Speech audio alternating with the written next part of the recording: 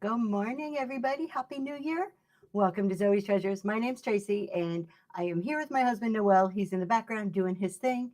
He may pop in a little bit later. Good morning, Southern Charm. Hello, Monster Mama. Lake Erie Vintage. How are you guys today?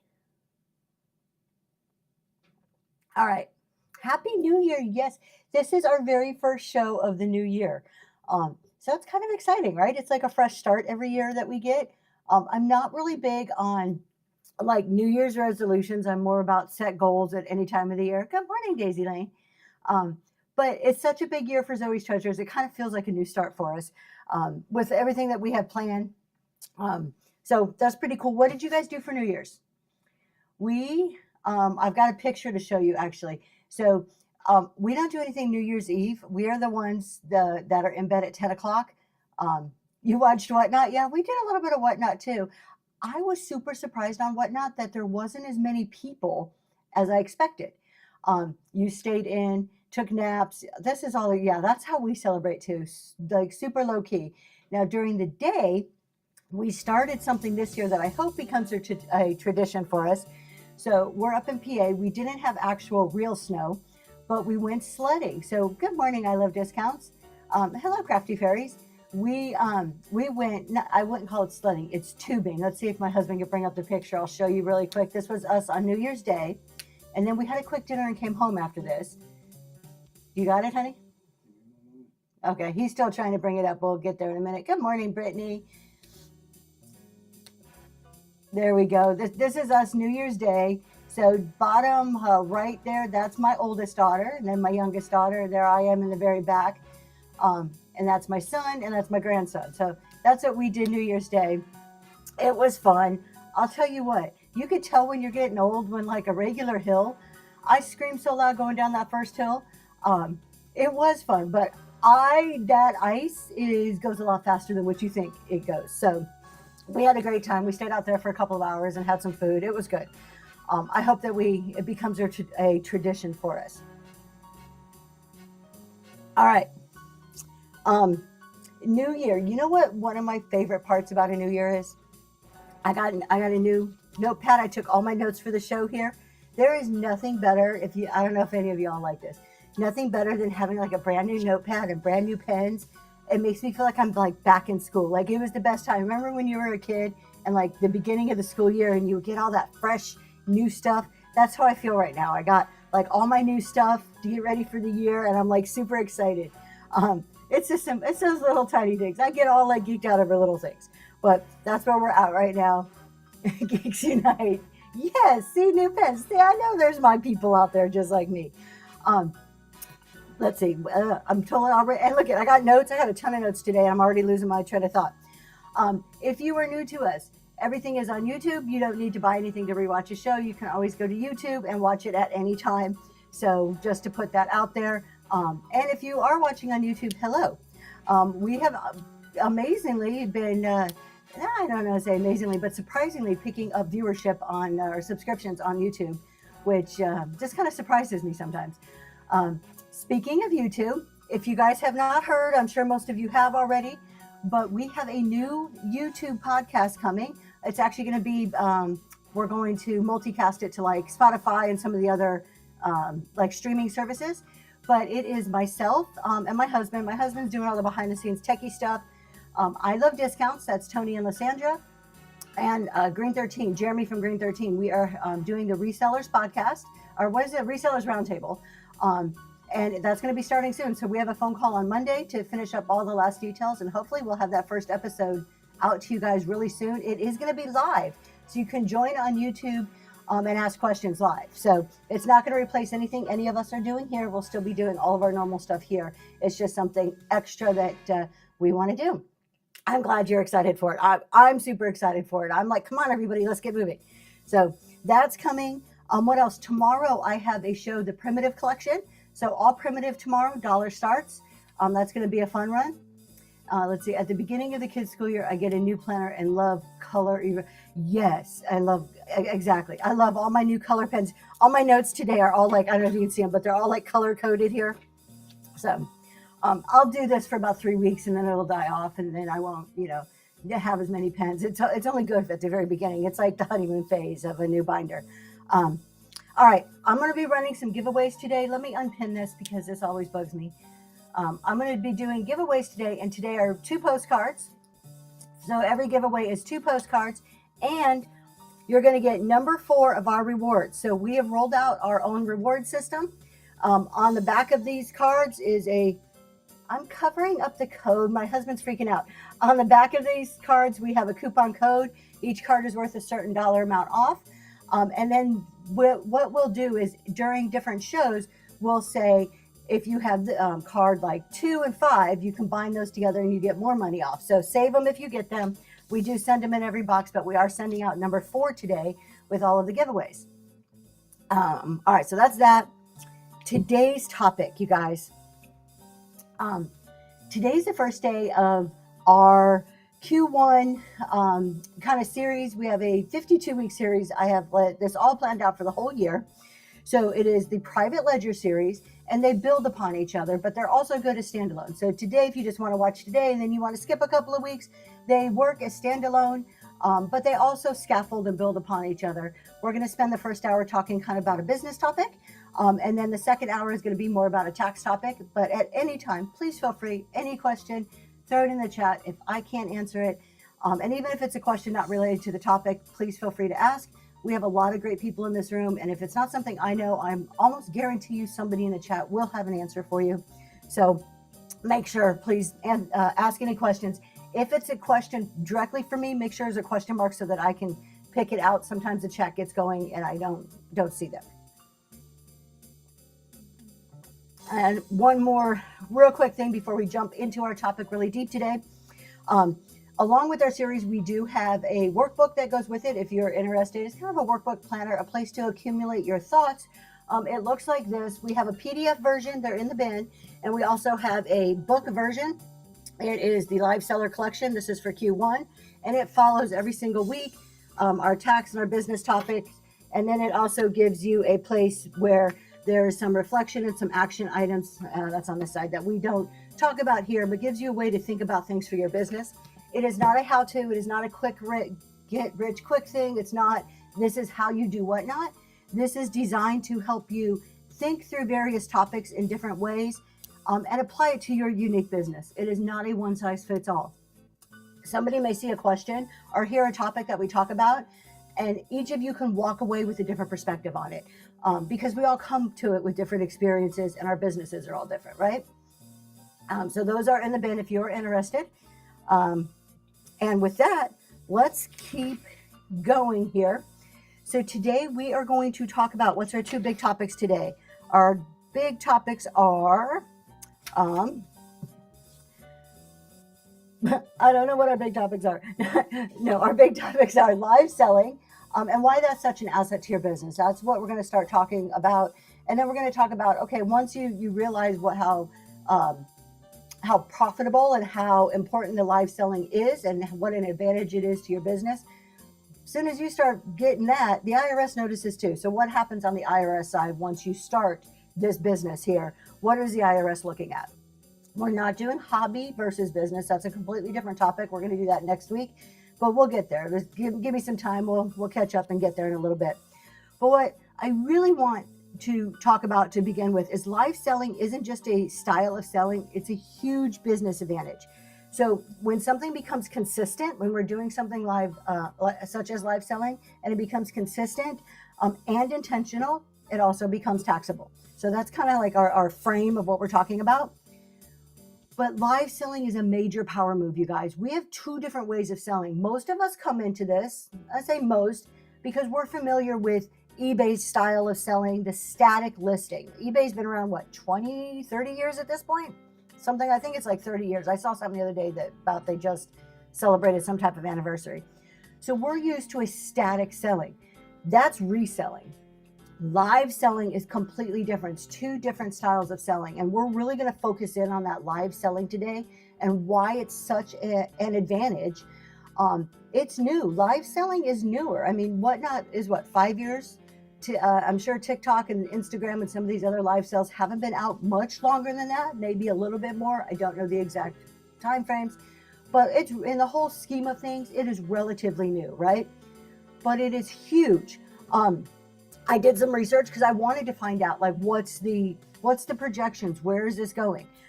Forbes, which is a well-known business magazine, expects live selling, such as what we're doing here, to grow by 36%. That's huge growth. The Woven Basket, you got that first giveaway. Congratulations. Congratulations. So 36% growth, and that's of live selling. And overall, of all like e-commerce, live selling currently makes up 5% of all of e-commerce. You know what that tells me? This, what we're doing, all the thousands of people that are on Whatnot, all of the thousands of people that sell on TikTok and Instagram and the other sites doing live selling, we only make up 5%. That tells me there's huge growth potential. This is not going anywhere. This is just going to get bigger and bigger and bigger. If you're new here and you're contemplating doing live selling, becoming a seller on Whatnot, it's almost like you're behind the curve at this point. Like, get in the game as soon as you can. This is just going to keep getting bigger and bigger. And those of us who've been here and we're trying to bust our butts and make a business of it, so much good things are like in the future to come if we're serious about it, if we stick to it and we really treat this as a business in the way that we should. And we're going to talk about that. I'm excited too, Shop with Shells. The potential of growth here. Think about this. We are at the same place that eBay was, 30 years ago? Is any of you old enough to remember when eBay first came out? What happened? I remember I was very skeptical. I'm like, buy online? Like, that's a scam. Like, who would buy online without seeing something, right? It was this, and it took a while for eBay to really catch on. And it was this weird thing of like, what are these people doing? And is it safe? And there was all this doubt and confusion. And then a few years went by, they get to the 5-6 year mark where we are now with live selling. And people are kind of like, well, this is kind of a thing. You get a whole new generation that are really into it and it starts to take hold. Look where eBay is now. Okay. Now think about where Whatnot's going. And we hear about all the investors into Whatnot. Whatnot is hand in hand with Google. Google's huge. I mean, there's only massive growth potential in what's coming. Yes, as I want to see it in person and touch it. Exactly. Like when it first started, it freaked me out. Okay, but that's where we are now. 5% of e-commerce is all we make up. It's going to be huge. Okay, so how do we take advantage of that? What do we do? How do we use this live selling to make our businesses better? That's going to be our focus at the very beginning here. So the first point we have, our first key takeaway, we have 5 kind of topics or key takeaways under why live selling is such an advantage. And our first one, my love, every time I'm like, honey, it's your turn. You got to press the buttons. He says, hold on 1 second. Okay, so I'm just going to keep talking. He'll put it up there as soon as he gets to it. I know, press it. Okay, fire. First time we're going to keep our fire counter. That's 1 today. I need to make the sign for behind us. Michelle says they're waiting.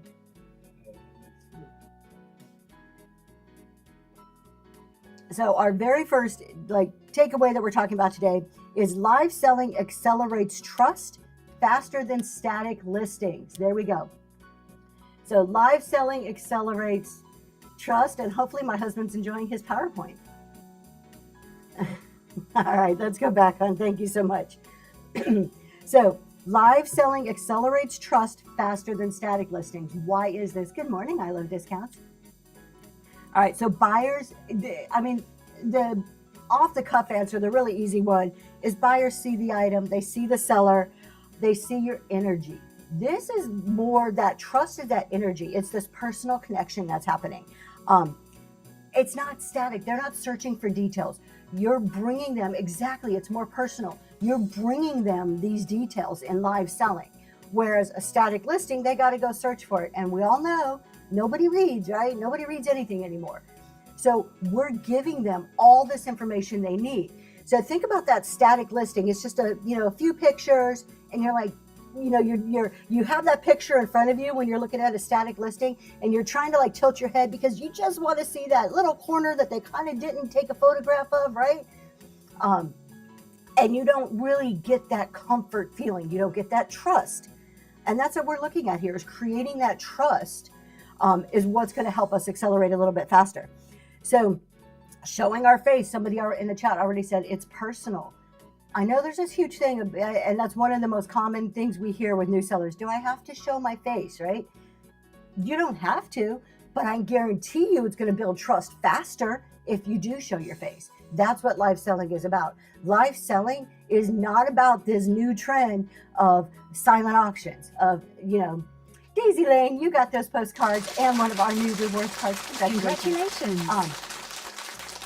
It's not about, I'm just going to put my item here and let somebody figure it out, right? We use connection. Yes, connection. That's the perfect word. It's using it to our advantage. Let's do a couple of examples. I love examples. Antique store. You walk into like an antique store with all these booths, and either a booth owner or one of the people who work at the antique store come, and talk to you. They see you looking at something, and you're asking about this. They're telling you the story about this item. That makes you feel like, oh, this person's really nice. I can trust them. They may be trying to rip you off. Who knows? But it's that interaction. It's that, check this out. Look at, I'm going to tell you the story about this item, or, hey, this booth over here, they have that type of glass that I know you like.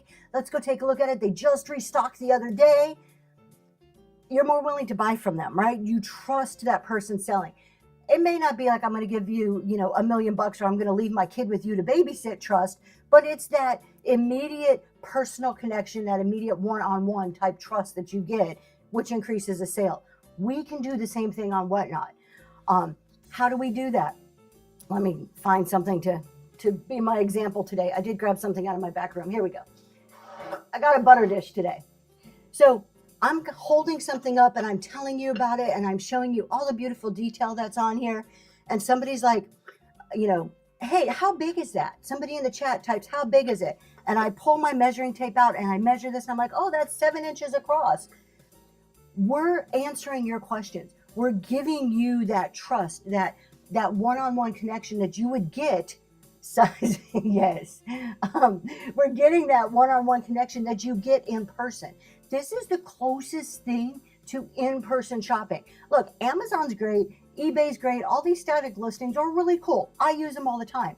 However, I much rather have somebody show me every little piece of it, have the ability to say, hey, was that a little chip? What is that over there?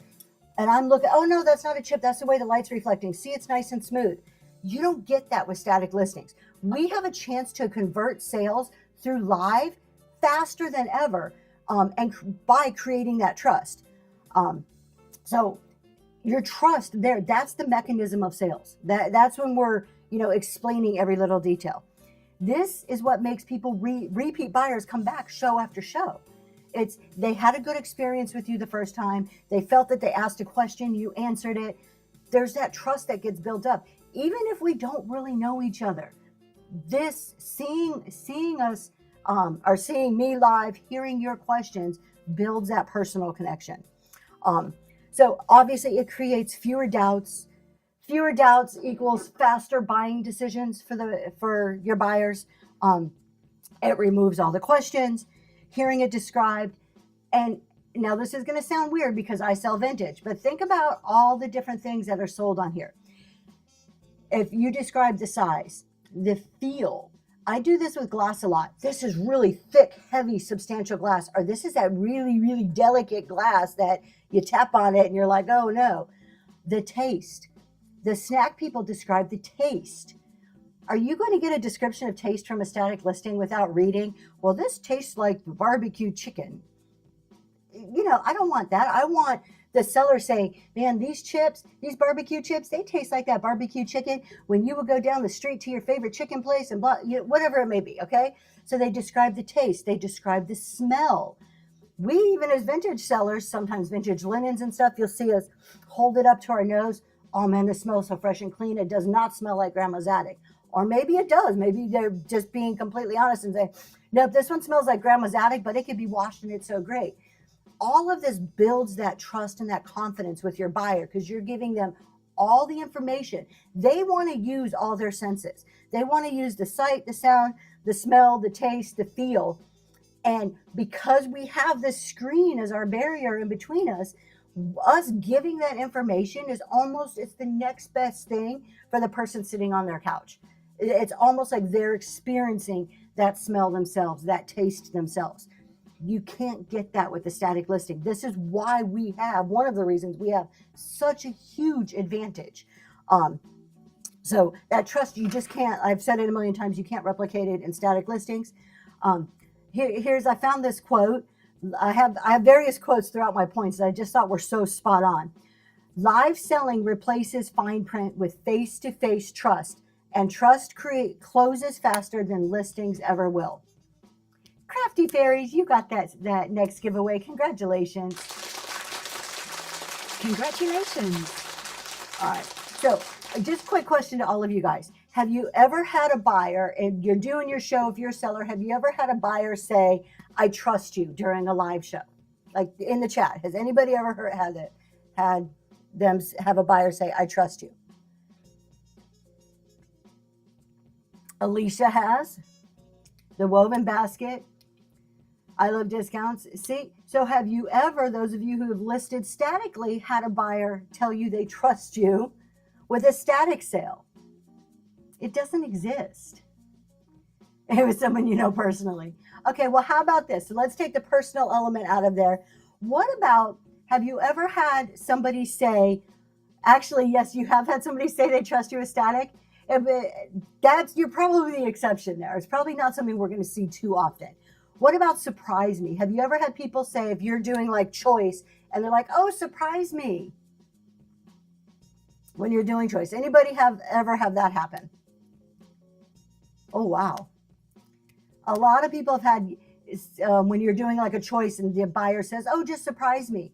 That's trust. That's another way of saying, I trust you.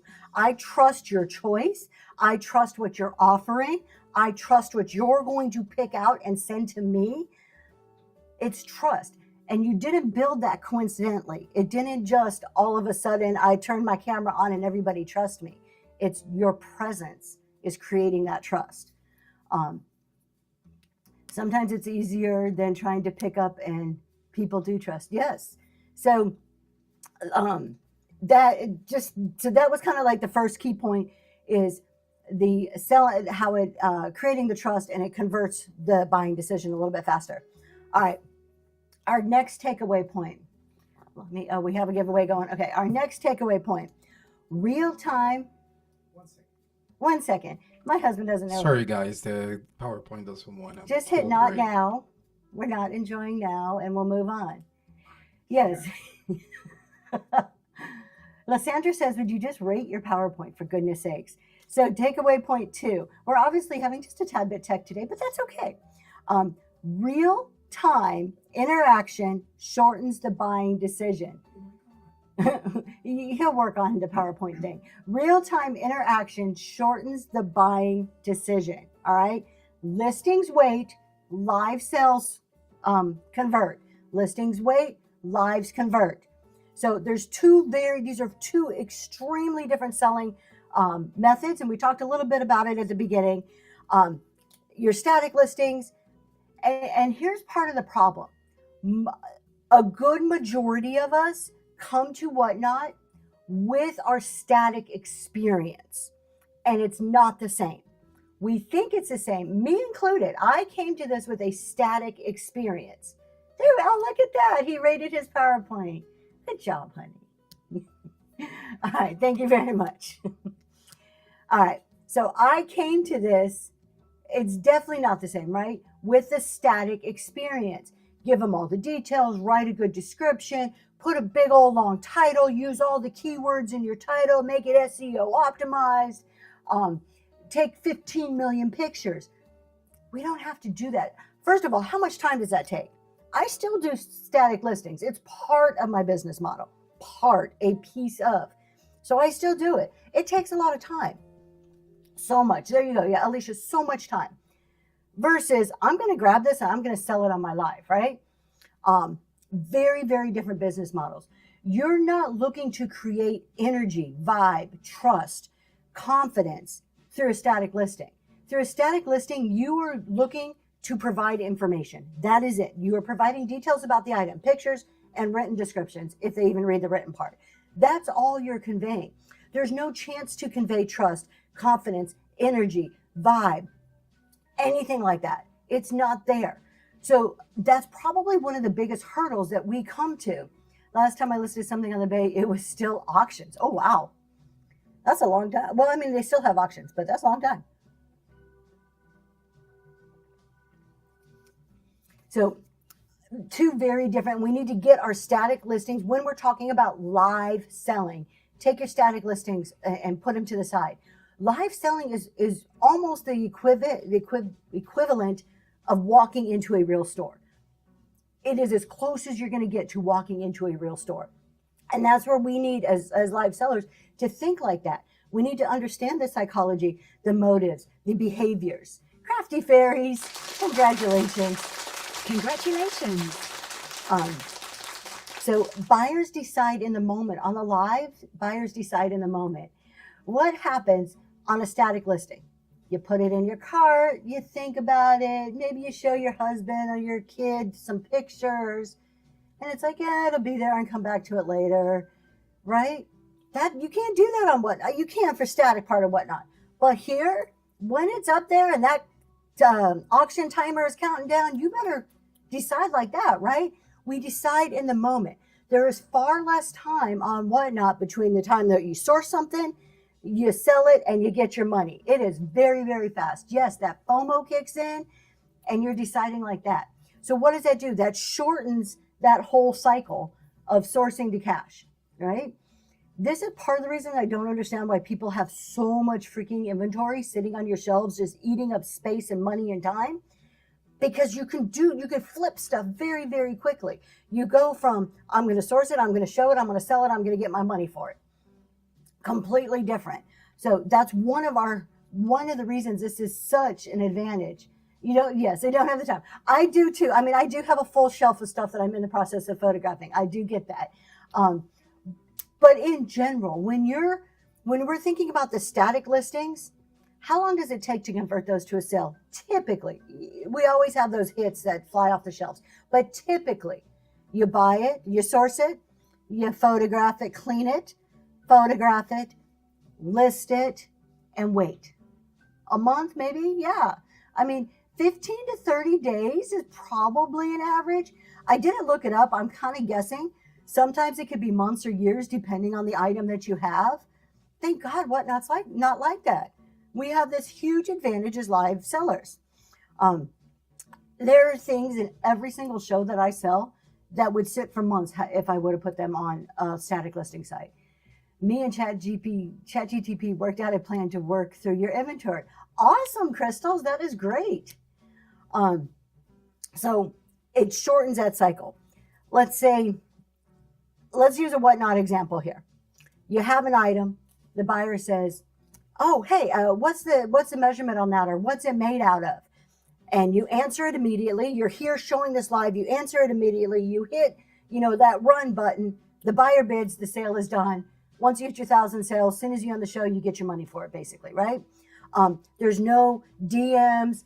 There is no, is this available? Can I pick it up on Tuesday? Would you drive it to me? There's none of that stuff going on. There's no, how big is this? Does it have any chips?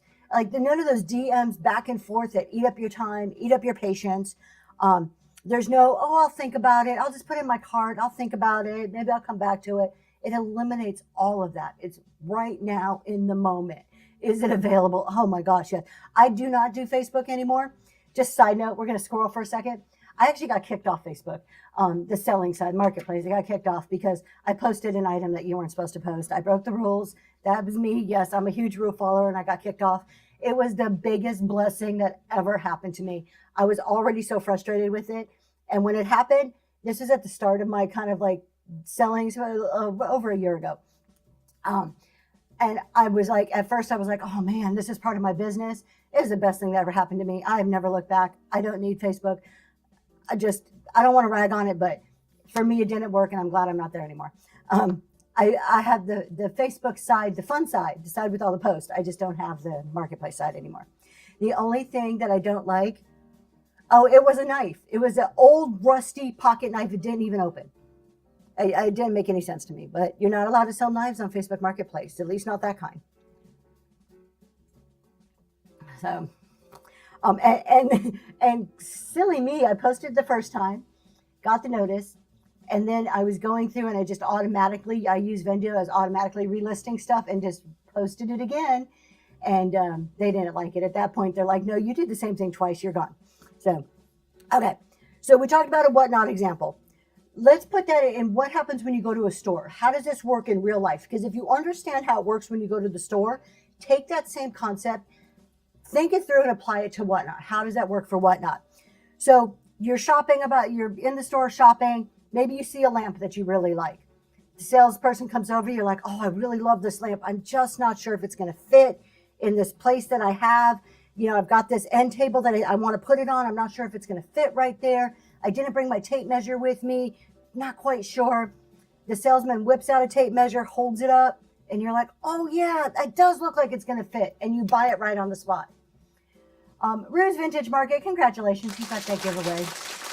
Congratulations. There's no, I'm going to leave and go home and measure it and then maybe come back. That's the equivalent of what we get to do on Whatnot, right? And so this brings me to my controversial item of the day, request. All right, so we're over here, we're talking about real-time interaction shortens the buying decision, right? If we know this to be a fact, we know real-time interaction shortens that buying decision. Why are we still sitting here saying, I don't take requests? Those of you who don't, you do your business. I will always take requests because real-time interaction shortens the buying decision.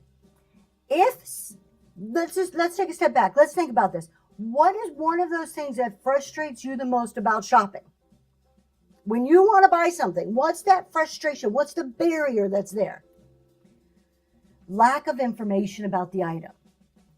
A lot of times you'll see something, you'll like it, you want it, but you need just a piece of information. There's something missing.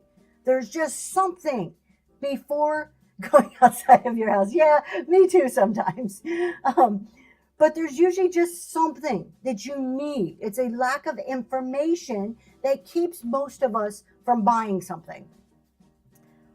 We have the perfect opportunity on Whatnot to make sure our buyers have all the information they want to feel comfortable to spend their money and finding it. Yes, that could be a thing.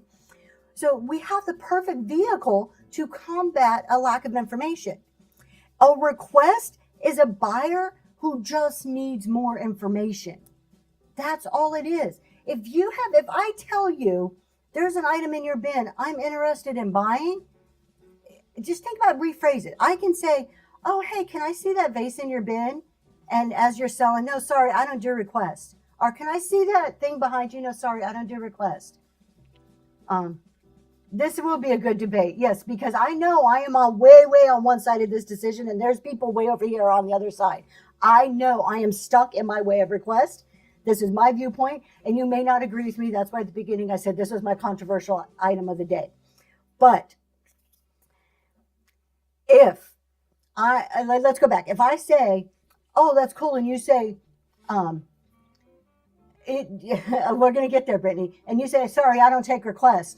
I'm like, geez, I really like that. I just want to see it up close. I just want to know what's on the bottom. I want to see that maker's mark. It looks really interesting. It looks like something I want to buy.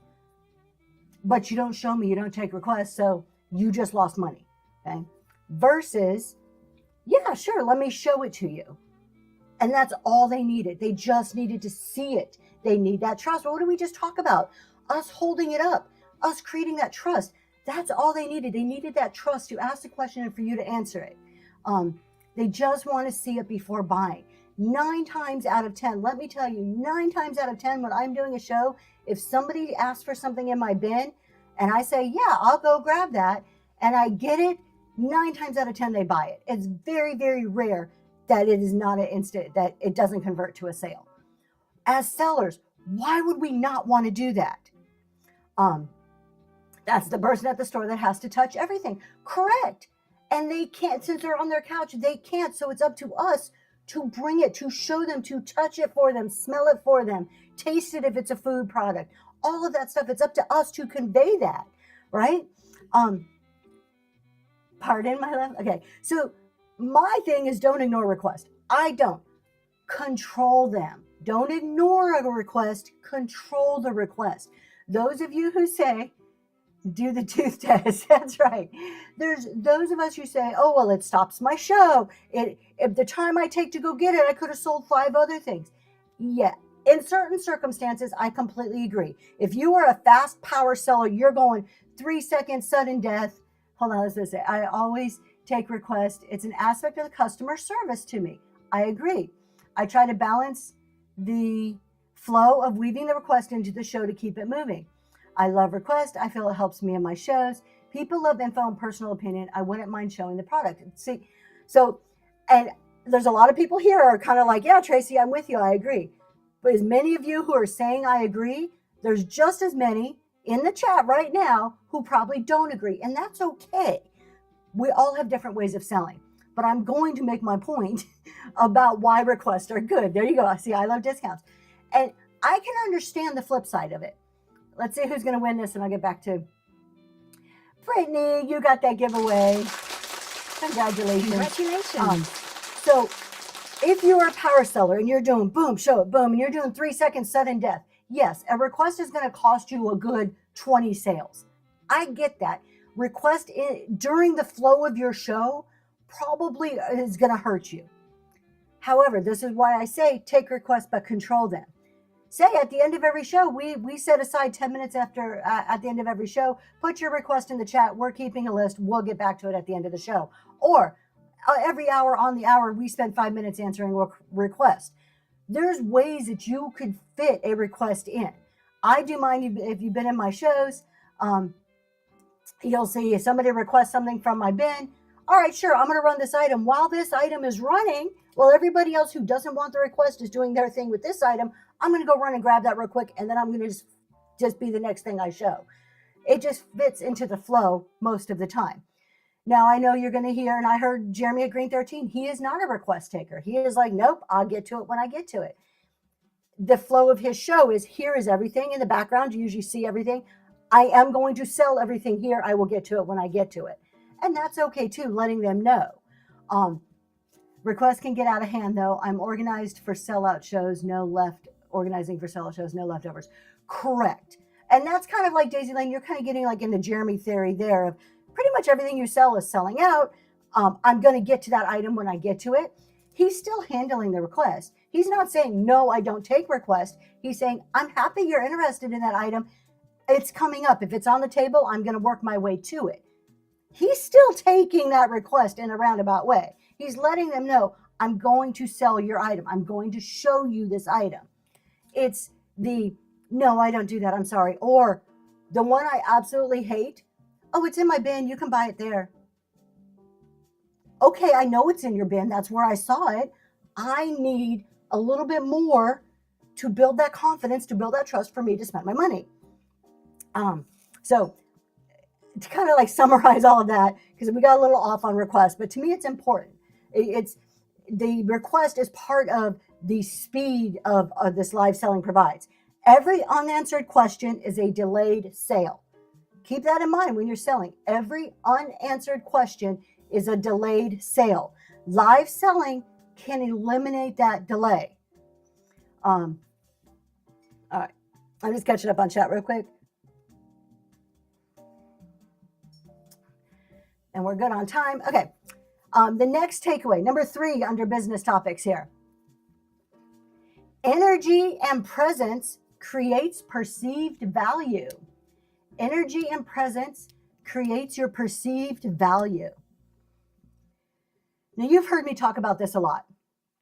And keep in mind, we're under why live selling is a business advantage. So this is all of these takeaways kind of fit into why we have a business advantage. So energy and presence creates a perceived value. We're creating an experience for the buyer. I'm not the first person. I'm not the only person who says this. A lot of people say this. It's not a new thought. We are creating an experience for the buyer. How do we create that? Through our voice, through our confidence, through our storytelling, through our energy, through the vibe, however you want to call it. This is a shopping experience, okay? I talk a lot about how much the experience matters. And I kind of got an example. Let's see if I can fit this example in. There's probably a lot of you that follow on Facebook some of the Whatnot posts that are on there. So Harry Tornado, big popular Whatnot seller. He also does a ton of YouTubes on how to sell. Anyways, he posted on Whatnot the other day, or not Whatnot, sorry. He posted on Facebook a post, and he showed his booth, like an antique store booth or like an antique mall booth. And he said, I don't take time to curate my booth anymore. I throw it in there. People love the thrill of the hunt. They love to dig through stuff like a thrift store. And it was such a divided, when you're reading all the replies, it was such a divided comments that it really struck me that it is the core of the experience. This is what people want. Now, we're not going to fill everybody's experience. I come expecting something different than somebody else comes. I want a different experience than the guy next to me wants, right? But when I looked at this booth of just, it looked like somebody took their garage and just kind of dumped it, right? I replied, I wouldn't stop at your booth. If I'm going to an antique mall, I want an antique mall experience.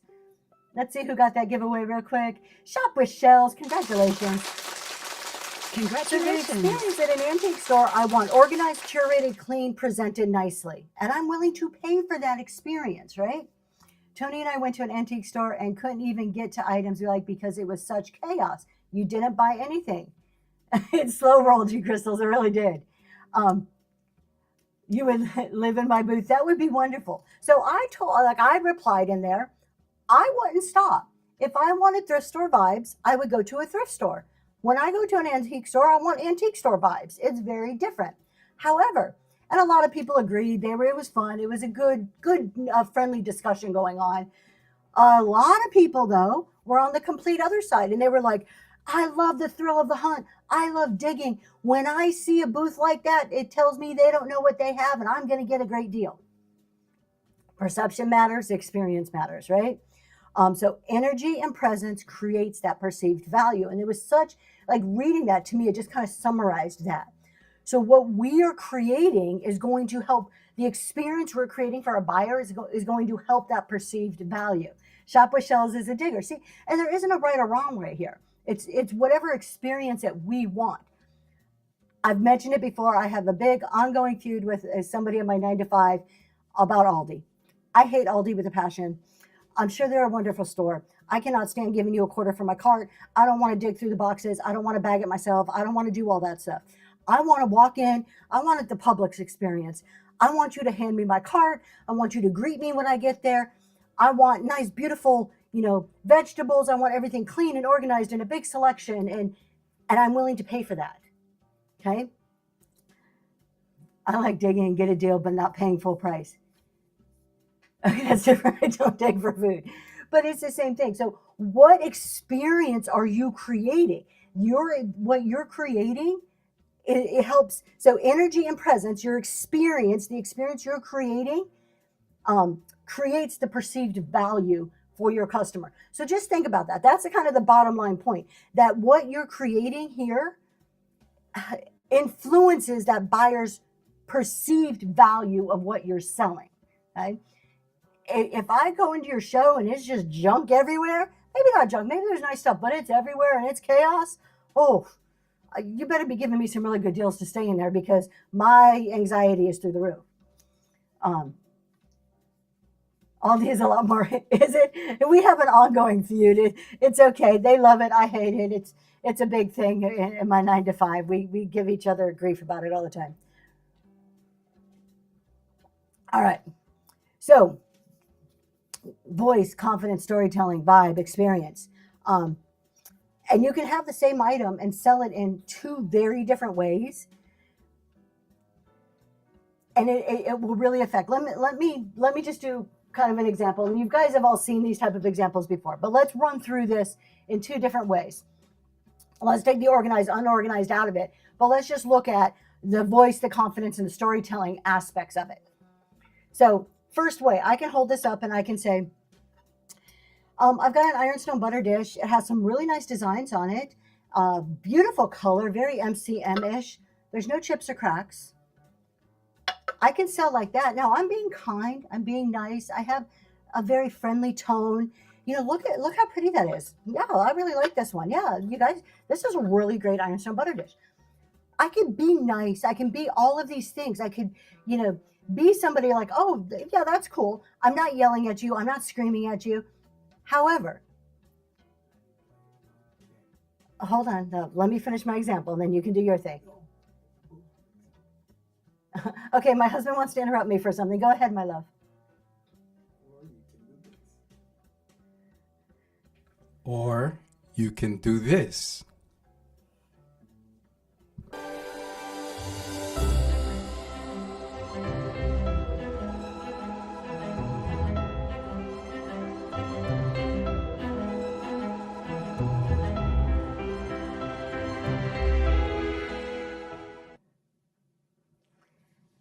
That's a lead-in to a segment of a show. I'll talk about that in a minute. But what did that do? That was calm. That was pretty. That's excitement. That's vibe, right? So we talked about one type of way you can do it, or you can do it this way. And in my head, I always think about this as the Green 13 model of selling. But it's, y'all, check this out. This is so cool. Oh my God. This reminds me, when I was little, my grandmother had a butter dish just like this. And every Christmas, hold on real quick, we're going to stop my example. Crafty Fairies, congratulations. It's your lucky day. Congratulations. And every Christmas, her butter would be in here. We would make the best chocolate chip cookies. And I remember her grabbing this butter dish down. And the butter was the first thing we put into our cookie recipe every year. Boy, does this bring back memories. You guys, do you have anything that brings back memories like this? This butter dish does it for me completely. It's ironstone, so beautiful, no chips or cracks. Check this guy out. All right. Two very different ways of selling.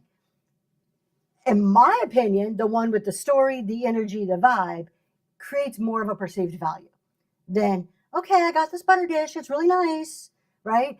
Not that you're doing anything wrong, but what are you creating? What are you conveying? Okay. Buyers need to know the whiff-em. I don't know if any of you guys have ever heard the term whiff-em before. You want the butter dish now, Cynthia? See, great, wonderful. It will be for sale tomorrow. Buyers need to know the WIFM. So WIFM stands for What's in It for Me, WIFM. What's in it? Thank you, Lake Erie Vintage. What's in it for me? We use this term a lot in adult education. So I create trainings on my full-time job for auditors. I create a lot of trainings. And we always have to keep in mind, particularly for adults. Kids, not so much. Kids, they do it because they're told, it's expected. They don't really question what's in it for them. Once they hit teenager, different story. But for adults, adult buyers, adult learners, anything with adults, we want to know what's in it for us. Why am I taking my time, my money, my resources, whatever else, to shop with you, to spend my money with you, to go in your show? What's in it for me? So buyers need to know that. Should I trust this person? Should I pay this price for this item, right? So buyers don't pay more because an item is rare. They pay more because the experience feels intentional, confident, and safe. So what's in it for them? The intention, the confidence, the safeness, that trust that we talked about building at the beginning. So how do we convey that on Whatnot? How do we get a whiff them across? What's in it for them? How do we show somebody? Because they don't come into your room and you say, okay, we're going to say why you're here. Here's the whiff them. This is why you should stay with me today. Thank you. But we say the whiff them in the way that we sell, the words that we use, and the things that we're doing. And I have some ways to do that. So one, seller confidence replaces buyer doubt. So seller's confidence, through our confidence, we're having them replace their doubt, which is a whiff them for them. You replace doubt, you get trust, right? So how do we do that? By being fully present in your show. Not over here, yeah, y'all, be with you in a second. Hold on. We're not doing that. We are here. We're talking to you. We're being fully present. We're using a clear voice. a microphone if needed. We're clear lighting, a steady pace. We're not doing, all right, blah, blah, blah, we're going to do this card and now we're going to do this. We're not doing that. We're like, check out this butter dish. This is really nice. Doesn't mean you have to go slow. You can still do fast, steady pace selling. This isn't anything about the actual speed. It's about how you're doing it. Eye contact. Eye contact is a vital etiquette, personal connection in real life, right? We have to, if you're trying to talk to somebody in real life and they're like, yeah, that was great. Oh, you should have seen what I did last weekend. Oh. Or they're like, last weekend, you're not going to believe what I did. We can have eye contact with the camera. I want to look at this camera every now and then, like I am talking to your soul, okay? Sometimes I feel like I'm explaining too much. It depends. I think there's a good balance. You have to find that good, steady pace of when you're explaining. Now, it doesn't mean that you have to be like just like creepily stare into the camera every single moment. We don't need to do that. I have a bad habit of looking away when I'm thinking so I don't get distracted by the chat. It's my biggest cringe when I rewatch my shows. See, that's a great point, Natural State of High. I've actually never noticed that when I'm watching your shows. But to be self-aware, to be able to go back and watch your shows and be like, oh, maybe I should work on this. Again, we don't have to creepily look at the camera every single second because that gets a little awkward and weird, right? Just like you just want to stare into somebody's eyes the whole conversation like this.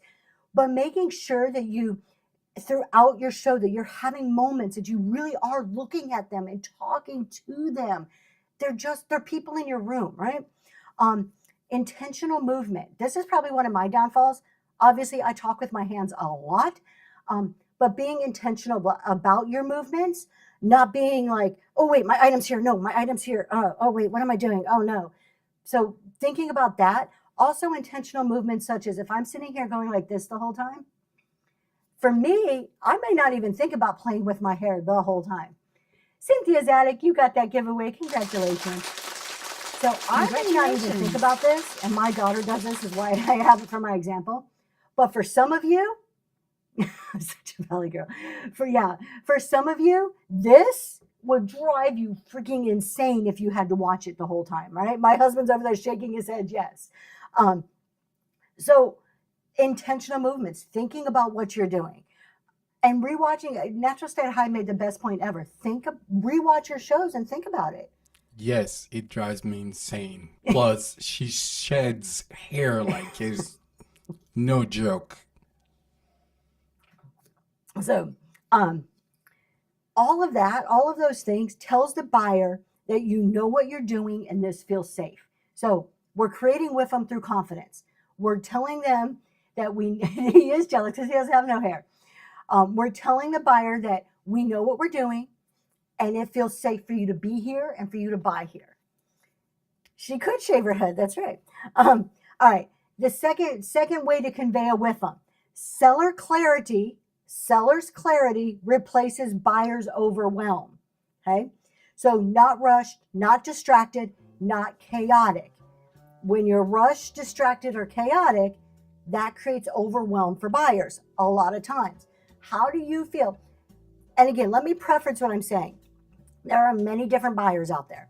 I am speaking to a majority, okay? This isn't going to fit every single example. Some people love fast-paced card shows or whatever type of show where they're screaming and yelling at you and everything's flying everywhere. Some people love that. So no 5-minute trains. But in general, not rushed, not distracted, not chaotic. And I still think you could do a 5-minute train without seeming chaotic. Like I've seen them. I think I Love Discounts does it really well, especially with Mighty Patches. It's the same item. Tony's holding up a Mighty Patch and he's like, okay, 3 seconds, go. Next one. It's not this all over the place, right? For the buyer, what does this mean? On the buyer side, when we're replacing their overwhelm with clarity, it's clear item details, value explanations, and buying decisions. So they're clear item details, clear value expectations, and clear buying decisions. It's that calm that they get. The safe reduces that buyer's remorse. Okay. The third way to convey with them, seller's emotional anchoring replaces a buyer's impulse risk. Okay.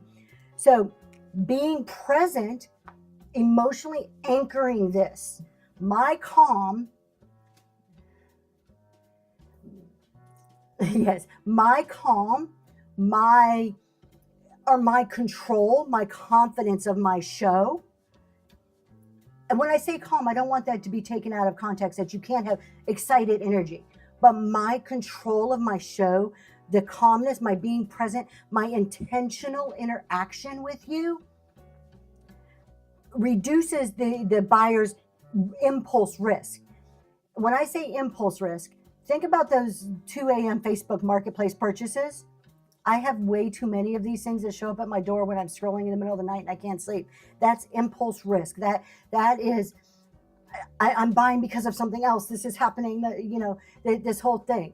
I'm so glad you're talking about this. This is so different than what is popular in talk shows these days.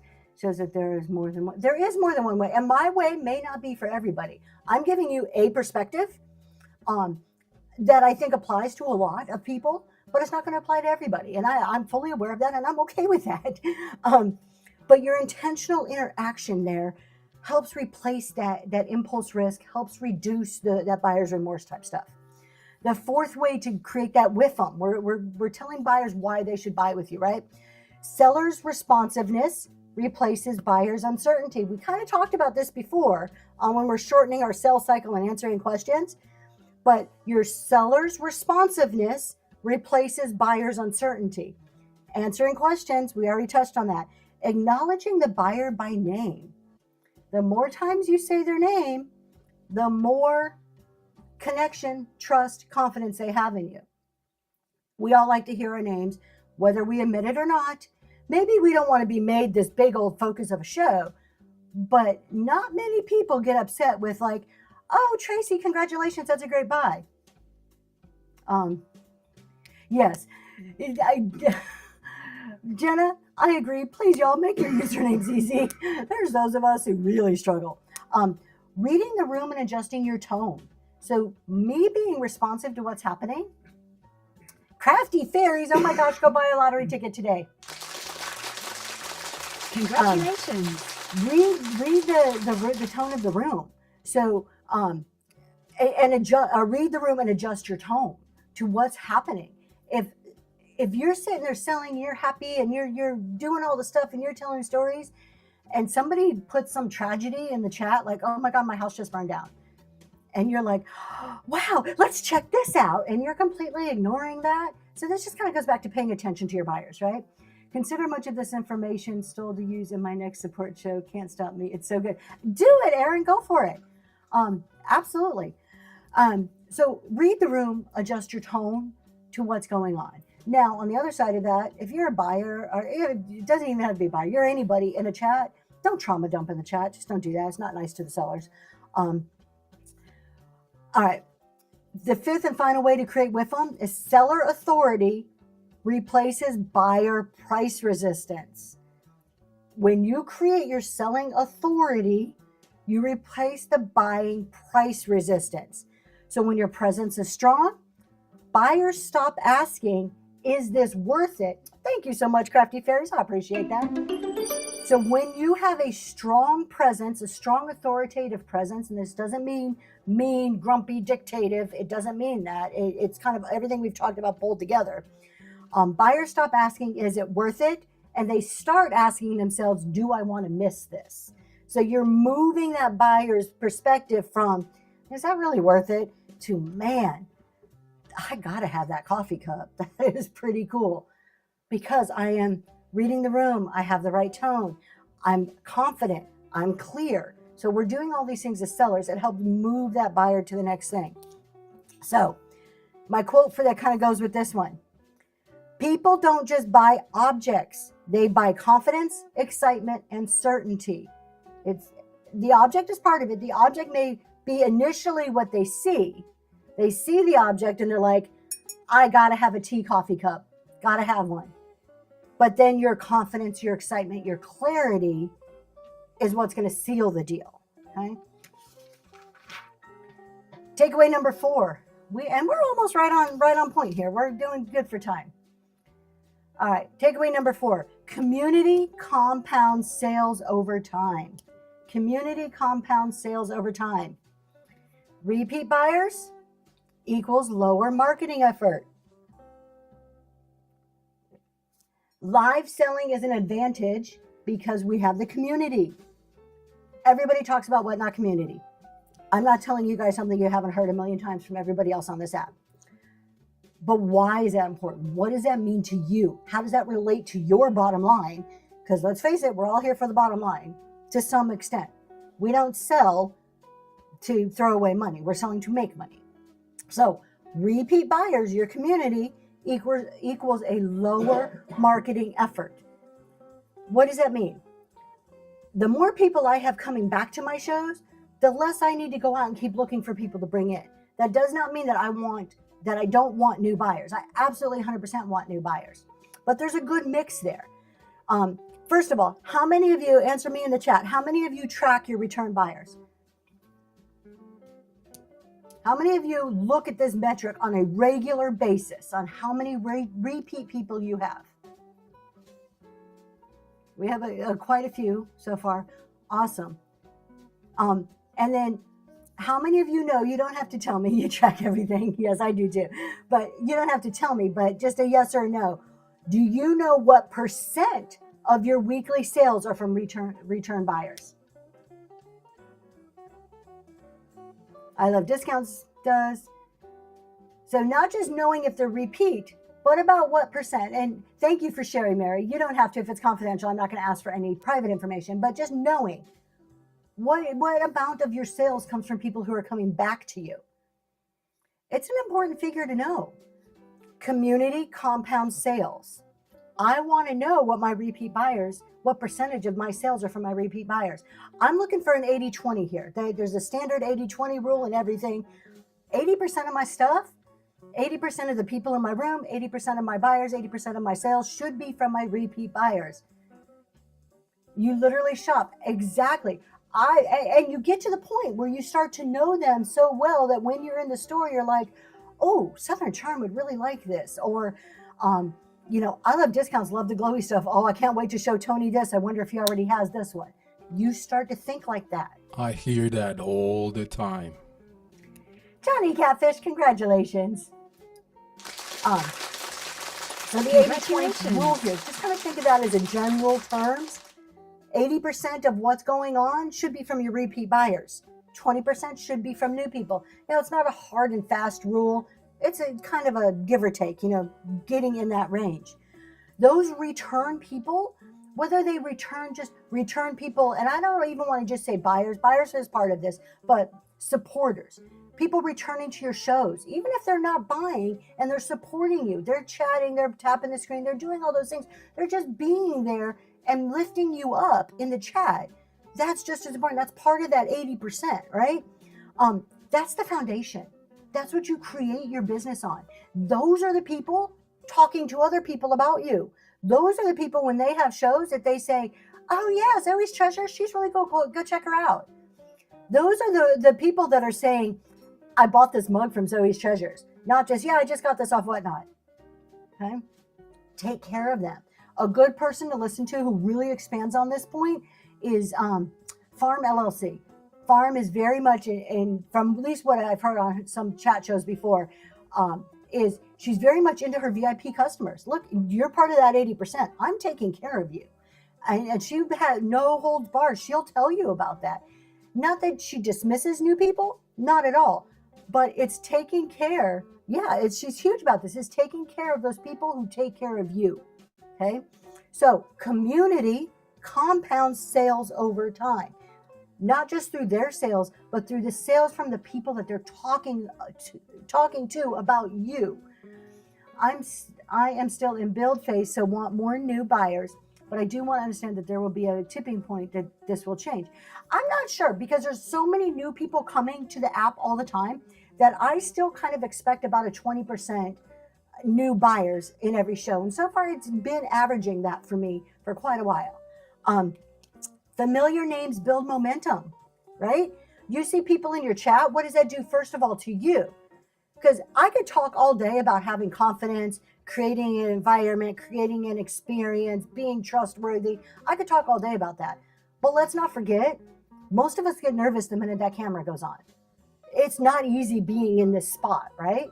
As sellers, this is a difficult thing to do. Emotionally, physically, this is hard. Mentally, this is hard.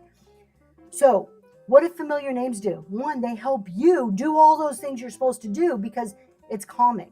When I see Brittany come into a room, or I Love Discounts, or Lake Erie Vintage, many of you, Crystals, these are people I recognize. They're like, yeah, Southern Charm, these are my safe people. They've seen me screw up before and they still came back. I feel more comfortable, right? So one, familiar names help you as a seller. Even if they don't realize they're helping you, they help you as a seller just emotionally. But they show up time and time again. It helps that number up there that we're not supposed to look at. It helps in the algorithm somehow, what that algorithm feeds on, having those people there. They chat. These are the people that are chatting in your room. Again, goes back to your algorithm. They're tagging friends. They're sharing your show. Take care of your 80%. They're engaging. All of this just kind of sums up. They're engaging. So what does all this do? It helps your new buyers convert. Your 80%, your repeat buyers also helps convert your new buyers. When somebody's bidding, I know we've all seen this. We show an item, 1, 2, nobody bids. Mary Lack says, depends on what you sell. People can only use so much fabric per week. So my regulars cycle in and out on different weeks, but they're still your regulars. They're still your regulars. But you are definitely true. I'm sure I Love Discounts has seen that. You can only have so many Mighty Patches. You can only use so many at one time, right? But new buyers, it helps convert new buyers. So your repeat buyers will help. All of us have experienced you're trying to sell something, nobody bids, and then somebody bids, and it's like the floodgate opens. Like, hallelujah, you can hear the angels singing, somebody bid, and now the bids start coming in. The next item, somebody's bidding. Somebody shows they trust you, and now all of a sudden everybody else trusts you, right? And it's usually one of your repeat people that open that door so everybody else can walk through it, okay? So just that first bid. Yes, it is. And watching your shows, if you don't think that's a true statement, Mary does. Thank you, Mary. Watching your shows. I do not know why it is, but the minute somebody bids, it usually just opens that door. You're a daisy. You got that giveaway. And if you guys missed it, giveaways today are 2 postcards. And then we have number 4 today, coupon card code is what I'm sending out. Okay. So kind of the quote, breaking the ice. Yes. Thank you for joining through a shared link, and thank you guys for sharing it. So community is the only, this is a really cool statement here. Community is the only marketing asset that appreciates instead of depreciates. Community, I'm gonna say it one more time because this is a huge, huge point. Community is the only marketing asset that appreciates instead of depreciates. So the only one that grows in value versus loses value. You think of every other way you market, it's a lost cost after a while. It depreciates. You can do a sponsorship in somebody's show. After 5 minutes, it's worth nothing. You could buy a billboard. After that billboard comes down, it's worth nothing. You can buy TV ads. After they come down, it's worth nothing. It loses value. But community will continue to grow and grow and grow and grow. It is your best marketing that you have. Okay. I know all of us recognize the same names. Do you guys have ways that and you can share if you want or just say yes. How do you recognize these people? How do you recognize your 80%? Usually it's 10 minutes into my show when ice gets broken, but when it starts with that first item, the angels say, exactly. So what do you guys do to recognize your 80%? Your repeat people, your community that is there for you.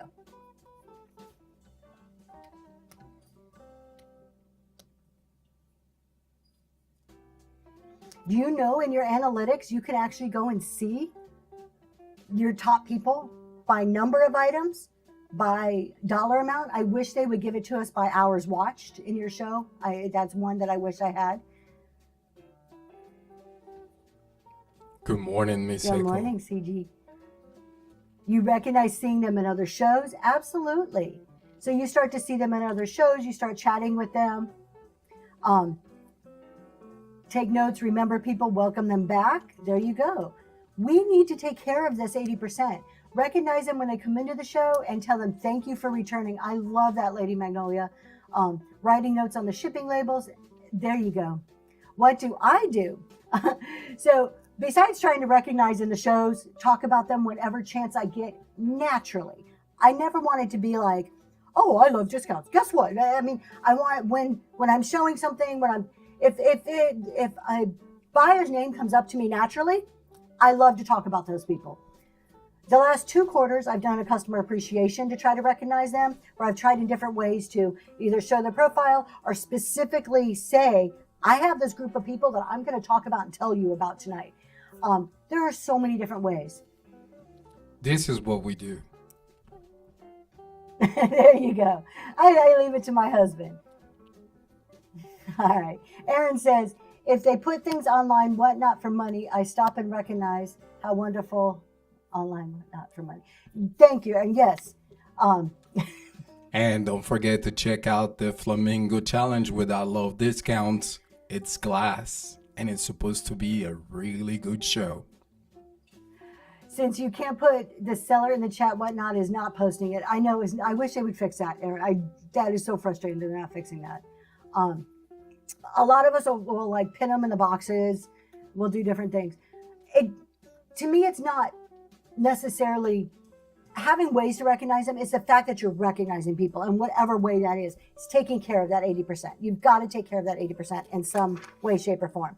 All right. Our last point, number 5, on why live selling is a business advantage. Visibility builds authority, not just revenue. So this is one that's going to hit to some people. Visibility builds authority, not just revenue. So showing up consistently positions you as the expert. And when I say expert, it doesn't mean that I am like, who's that, Stephen Hawking, or the most smartest person in the world. Now, how did you bring that profile up so fast? Exactly, I love discounts. But it positions... Because PowerPoint is a pain in the neck. It positions you as the expert. If I want stickers, I know I'm going to go to Natural State of High. She is the expert on creating them, designing them, giving you the coolest colors, good value, good product, right? Position yourself as an expert. It doesn't mean you have to know everything about that item. Spirit Junkie, you got that giveaway. Congratulations. But having the confidence, building that trust, being an authority, creating the experience positions you as an expert in whatever you are doing. How many times have somebody's been in Green 13 show and Jeremy will admit, I don't know anything about this. I'm just bringing it to you. But you sure were convinced sitting there that you thought he knew everything about everything. I sure have. That happens to me all the time. And then I hear him say, I don't know anything about this watch. You tell me. But his presence, his authority, his confidence, the trust he's built up positions him as an expert. Right? Showing up consistently too. Same bat time, same bat channel, right? Same bat place. Be there. Have an anchor show. Build that consistency. Consistency is huge. So make sure you have your anchor show that people know when and where to find you. Here's the other one. How visibility builds authority. Even slow shows, maybe those ones you don't sell anything, they're good to build your recognition. Slow shows can build recognition. People learn your voice. How many times has somebody in your house turned on whatnot, or maybe you have it on your phone, just like a brick and mortar stores have exactly, Missy, 100%. How many times has whatnot been playing and maybe you're not staring at your phone and you hear a voice and you're like, oh, I know who that is. My kid does it to me all the time. My daughter will walk through a room with me or my husband and they'll be like, oh, are you watching I Love Discounts? Are you watching Southern Charm? Are you watching Lake Erie Vintage? She knows all of your voices. She may not have a clue. She couldn't pick you all up out of a lineup, but she knows your voices. So even these shows that don't sell anything, they build recognition. Those are the best to build your brand and really work on your selling skills. Yes. they're hard, but you can learn so much. And even if they're not hard, you can do a show. People will learn your style. People learn your standards, and they learn your expertise by these shows. So just because you don't sell anything, because it's a slower show, or maybe you only sell a few things, if it's a slower show, it builds your brand. It builds that recognition. So don't walk away from a slow show. It's so easy to do. I do it too. It's like, oh, I didn't sell as much. Oh, and the rest of the day, I'm telling my husband, oh man, and he's like, what did you do? You had this many people in your room. You sold this much. You did that. Like, it builds that recognition. Visibility leads to higher conversion later on. That person may not be buying today because their furnace just broke and they had to spend all their money fixing their furnace. But there may be something in your bin that they're eyeing and they're going to come back next week and buy from you. So visibility can lead to future conversion. My girlies make fun of me because I refuse to sell something if it's not up to my standards. Not at all. I think that's wonderful. We should all have standards. And when we're talking about standards, I'm not going to sell anything that's chipped or ripped or whatever it may be. You have a standard like that. You have your rules. How many times have you been in a show and somebody asked a question and in your head you're like, no, they don't do it that way. And I've used Green 13 a lot, but he's very good at a lot of these. How many times have you been in a Green 13 show and you see somebody in the chat make a request and you're like, he doesn't do requests, or somebody say, can I promote my show? And you're like, he doesn't allow promotes. How many times my customers' husbands recognized my voice sister and came into the room to make sure she wasn't buying too much? So this happens in a lot of your seller shows. The people that you go to on a regular basis, you start to learn their standards. You're like, it's kind of funny you asked that. I know every time somebody asks a question about an LLC in my chat, Southern Charm gives me a little roll your eyes or laughy emoji or something, because she knows that's my soapbox. She knows I'm about to go off. I'm not in a bad way, but I'm about to get on my soapbox and tell you what I think about LLCs, right? All right. So stronger buyer confidence, easier sales later. It is funny. See, you know what this means? Visibility builds authority. Every person in your room matters, not just the people spending money.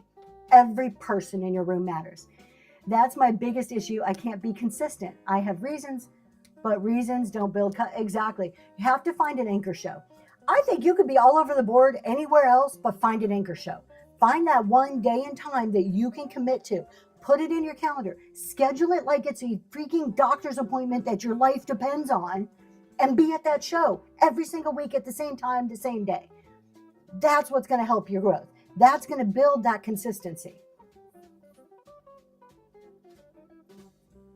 Heart-centered soul, you got that giveaway. Thank you for being here today. Congratulations. So your anchor show, just one anchor show. Everything else, you could do pop-ups, you could do whatever. Now, I know there are some people who have built a really strong business on solely pop-ups. It is my opinion that that's the exception, not the rule. It's good to see you, Taco Cat Lady. So here's my quote to kind of summarize this one. Not every show is about cash flow. Some are about credibility, and credibility always pays later. So not every show is about cash flow. Some shows are about building credibility that you trade in at a later date. It's future value, okay? So when you have a slow show, think about that. You're just building the future. You're building those future sales through that credibility you just created for the hour, 2 hours you were on. All right, y'all, let me get a sip of my coffee.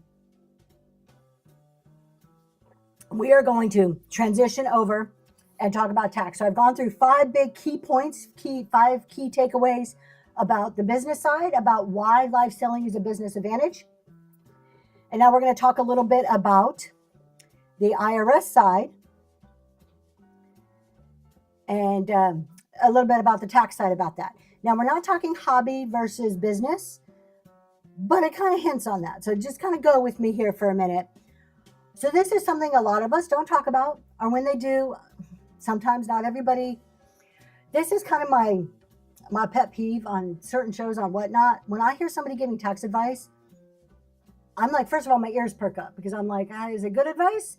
I hate when people give bad tax advice because it can really, really hurt people and screw people up in the long run. I think, in my opinion, bad tax advice is more hurtful than bad general whatnot advice. Someone can say, "Oh, you don't need to be consistent," or someone can say, "Don't worry about taxes; you'll figure it out at the end of the year." To me, that really, I don't know. I guess both are equally bad, but I cringe when I hear bad advice. So, what we want to think about is when we start doing all this stuff that we just talked about, we start realizing why live selling is such a huge advantage to us, and it starts clicking and it starts rolling. And it starts working well, the IRS starts paying attention too. And that's when we need to really start paying attention. We're like, oh, okay.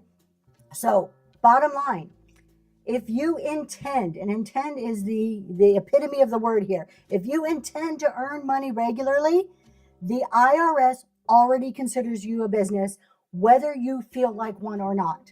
Okay. If you intend to make money, it's not about scaling, how fast you grow. It's not about profit. It's not about perfection. It's about intent and repetition. So today our 2 words for this next hour are intent and repetition. And then goes up. Intent and repetition. How many of you guys have heard, I've heard this so many times, the 3-year profit rule? Well, if you don't make a profit in 3 years, or you have to make a profit in 3 years before you're considered a business, or if you don't, you're considered a hobby. I have heard this so many times, especially recently, because we're at the end of the year. People are starting to think about their taxes. And I keep hearing this in shows. That was your next question. That term, you have to report your, yes, you have to report your income. Absolutely, I love discounts. But the 3-year profit rule is taken so freaking out of context, it's not even funny. There is a 3-year component to a list of other things. And next week, we're going to actually talk about what that list is. There is a 3-year component. But people pull one thing out and stick to it like glue and think everything revolves around it, and it doesn't. This thing has expenses. It's a business. Yes. Don't focus. When you hear that 3-year profit rule, please just tune it out, because it's so misrepresented. It is the equivalent, and I'm not getting political or religious, but it is the equivalent of somebody pulling one sentence, just one sentence out of a Bible and assuming they know the whole thing. You can't do that. So let's forget the 3-year profit rule and just focus on intent and repetition for today. All right, point 1, our first key takeaway. Income earned with regular intent is business income. It is not extra money. It is not extra money. Calling it extra doesn't change what it is. If you start Whatnot with the intent to make money, and you have one show and you make money, guess what? You just made business income. You didn't make extra money for your trip to Vegas or to wherever you're going. Crystal's Vintage, you got that giveaway. Congratulations. Congratulations. It's business income. So extra money is just business income you're afraid to look at. Calling it extra money doesn't change the fact of what it is. So selling one item, casual income. Sell one random thing. I'm on Facebook Marketplace. I have a dining room set I never use. I sold it. Great. Casual income, one-time thing. No big deal. But when you go live weekly, you're sourcing intentionally. You're pricing for a profit. You're reinvesting your earnings. That's earning income with intent. Okay? Even if it is a loss, you have to report it when the account for the expenses to prove the loss. Yes, you do. So even if it's a loss, you still report your losses. Absolutely, Crystal. Thank you for making that point. Quick questions. Does anybody here go live on a schedule? For the most part, I pretty much on Tuesdays I go live. Right? Any of you get your calendar for the year, whether electronic or paper, and kind of schedule in some shows? That's intent. Right there, that's intent. Okay? And a lot of people, we pick this up and we're like, oh, we're just going to try this. We're just going to make some extra money. We're just going to try out the Whatnot. Hey, I did it too. I was in that mindset. We're just going to try it. Signing up for a seller account. Thank you. Perfect. Intent. Because you're intending to make that money. Having a schedule of shows shows that you intend to make money. It is, you're acting like a business. The moment you repeat something on purpose, it becomes a business activity. The moment you repeat something on purpose, such as scheduling shows, it becomes a business activity. Okay? So what does that mean? Weekly shows, regular sourcing, repricing inventory, building connections, tracking sales. You didn't accidentally make money, you planned to make money. Okay? So coincidental money is a garage sale. Planned money is a business. So that's kind of our point one. Income earned with regular intent is business income. So now we know this is business income. Like it's not this, well, I just tried it once. I was just cleaning out my closet. Okay, so you had one show, you cleaned out your closet, you're done. You're never coming back, right? You've canceled your seller account. Okay, I can buy that. Oh, you have another show scheduled? And another one after that? Okay. Right? Point two, under our tax topic. Frequency and profit motive. Takeaway two, honey. You're going to do your thing. Frequency and profit motive matter more than platform labels. I don't care what you call it. Happy New Year, heartfelt treasures. All right, so frequency and profit motive matter more than platform labels. It doesn't matter what the platform calls you. It could be a marketplace, you could be social selling, it could be live selling, you could be called a content creator, you could be called a creator, you could be called whatever, you could be called Shrek. I don't care. Frequency and product motive matter more than whatever label that you're giving yourself. Okay? You are defined by behavior. So this is substance over form. Don't know if you guys have, that's a common thing in accounting world. This is a common phrase to us, substance over form. What you are doing matters far more than what you call it, right? We see this with our kids all the time. The kids are like, I'm just playing. No, you're pouring all my flour all over my floor. That's not just playing, right? So what you're doing matters more than what you're calling it, okay? The IRS thinks the same way. Substance matters more than the label you're giving it. So profit motive, but Mom, I know. Profit motive matters more. This is going to hit hard to some people. Profit motive matters more than the profit itself. I don't care how long you lose money for. Actions speak louder than words, 100%. There you go. I don't care how long you lose money. What's your motive? What? And you cannot tell me I'm going to get on Whatnot to lose money. Like, it's going to be a very rare person who shows up to say, I'm here because I want to lose a lot of money. No. Profit motive matters more than the profit itself. What does that look like? What does profit motive look like on Whatnot? Pricing with your margins in mind. Do you guys buy something for $1 and say, oh, I spent $1 on it, I'll sell it for $1? No, you say, I spent $1, I have 8% fees plus the 2.9 whatever, and I'd like to make a little bit from my pocket. Pricing with your margins in mind. That shows motive. Bundling to increase your AOV, your average order value. When you start looking at your average order value and you want it to be a certain number and you start selling to meet that number, that's a profit motive. Reducing your shipping cost, using reduced or free shipping is a profit motive. Okay? You're doing things to increase sales to make more money.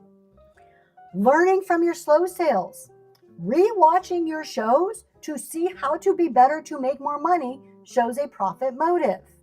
Okay? Reinvesting your earnings. These are all things together, individually or together, that show a motive. So if the IRS comes to you, and I don't want to scare people, the odds of people getting audited are very low. I mean, it's not like they're going to audit everybody. But if the IRS comes to you and says, well, we're looking at motive here. We're looking at substance. And you're like, oh, I just had a couple of shows. I wasn't really in business. How did you price? What were you doing? Why did you change this? Why did you start bundling after that show? You know, maybe they're not going back and watching your shows, but these are the things you need to think about. The IRS has their own questioning, but think about it through there. Are you doing stuff to make a profit? Is that your motive? Platform labels. Let's talk about this. We started off with labelings. Don't necessarily expect an audit, but always be prepared. Absolutely. Always be. And we're talking, that's kind of why we're talking about this. The IRS, the minute you go into business, the IRS is taking notice. They may not have like Santa Claus list where it pops up and says, "Oh, Tracy's in business today. Let's keep an eye on her. Has she been naughty or nice this year?" Maybe they're not doing that, but you file a tax return every year, and it does go through, and it's getting more and more advanced with technology on ways that they can pull information out and analyze it to drill down on the people that they want to look at. Okay, and it's only going to get more advanced and more easier for them to find you. So when you're in business, what are we watching for? What are the things that we need to now start thinking about from the IRS side? The labels don't matter. We already talked about, I don't care what they call you. But sellers tend to hide behind labels. That's why this is such an important point. We tend to hide behind labels. Do any of these sound familiar? Just put a yes in the chat if you've said it in your own head or you've heard other people. It's just a side hustle. It's just a side thing. It's not a real business. No, I'm not a real business. I'm just selling online. You're just making money. Like, girl, come on. The IRS is noticing this. The moment you step away from those labels and you start to accept that this has frequency and intent, then you can do something about it. So this is like, recognizing you have a problem, then you can fix the problem. So the minute you remove those labels, remove the "I'm just" labels, then you can start doing something. You can track stuff smarter, plan better, stress less, and keep more of the money you earn. Okay? Accept what it is, understand what it is, and now reap the benefits of what it is. So frequency and profit motive, profit motive tell the truth, not what you say it is. It's what's actually happening that tells the truth of the situation. Let me do another giveaway. Okay. Point 3, under our tax side of it, when the IRS starts to take notice of you, live sellers often cross into business status faster than they think they do. So a lot of us will pick up our phone. We went to Goodwill, we bought some stuff, now we're picking up our phone. We cross that line way faster than we realize that we cross that line. First of all, one, because we're labeling it as just something. So we got to get rid of that. Why do we cross that? We've already talked about it. Repetition. Repetition is one of the fastest signals of business activity. So we've already talked about all of those things.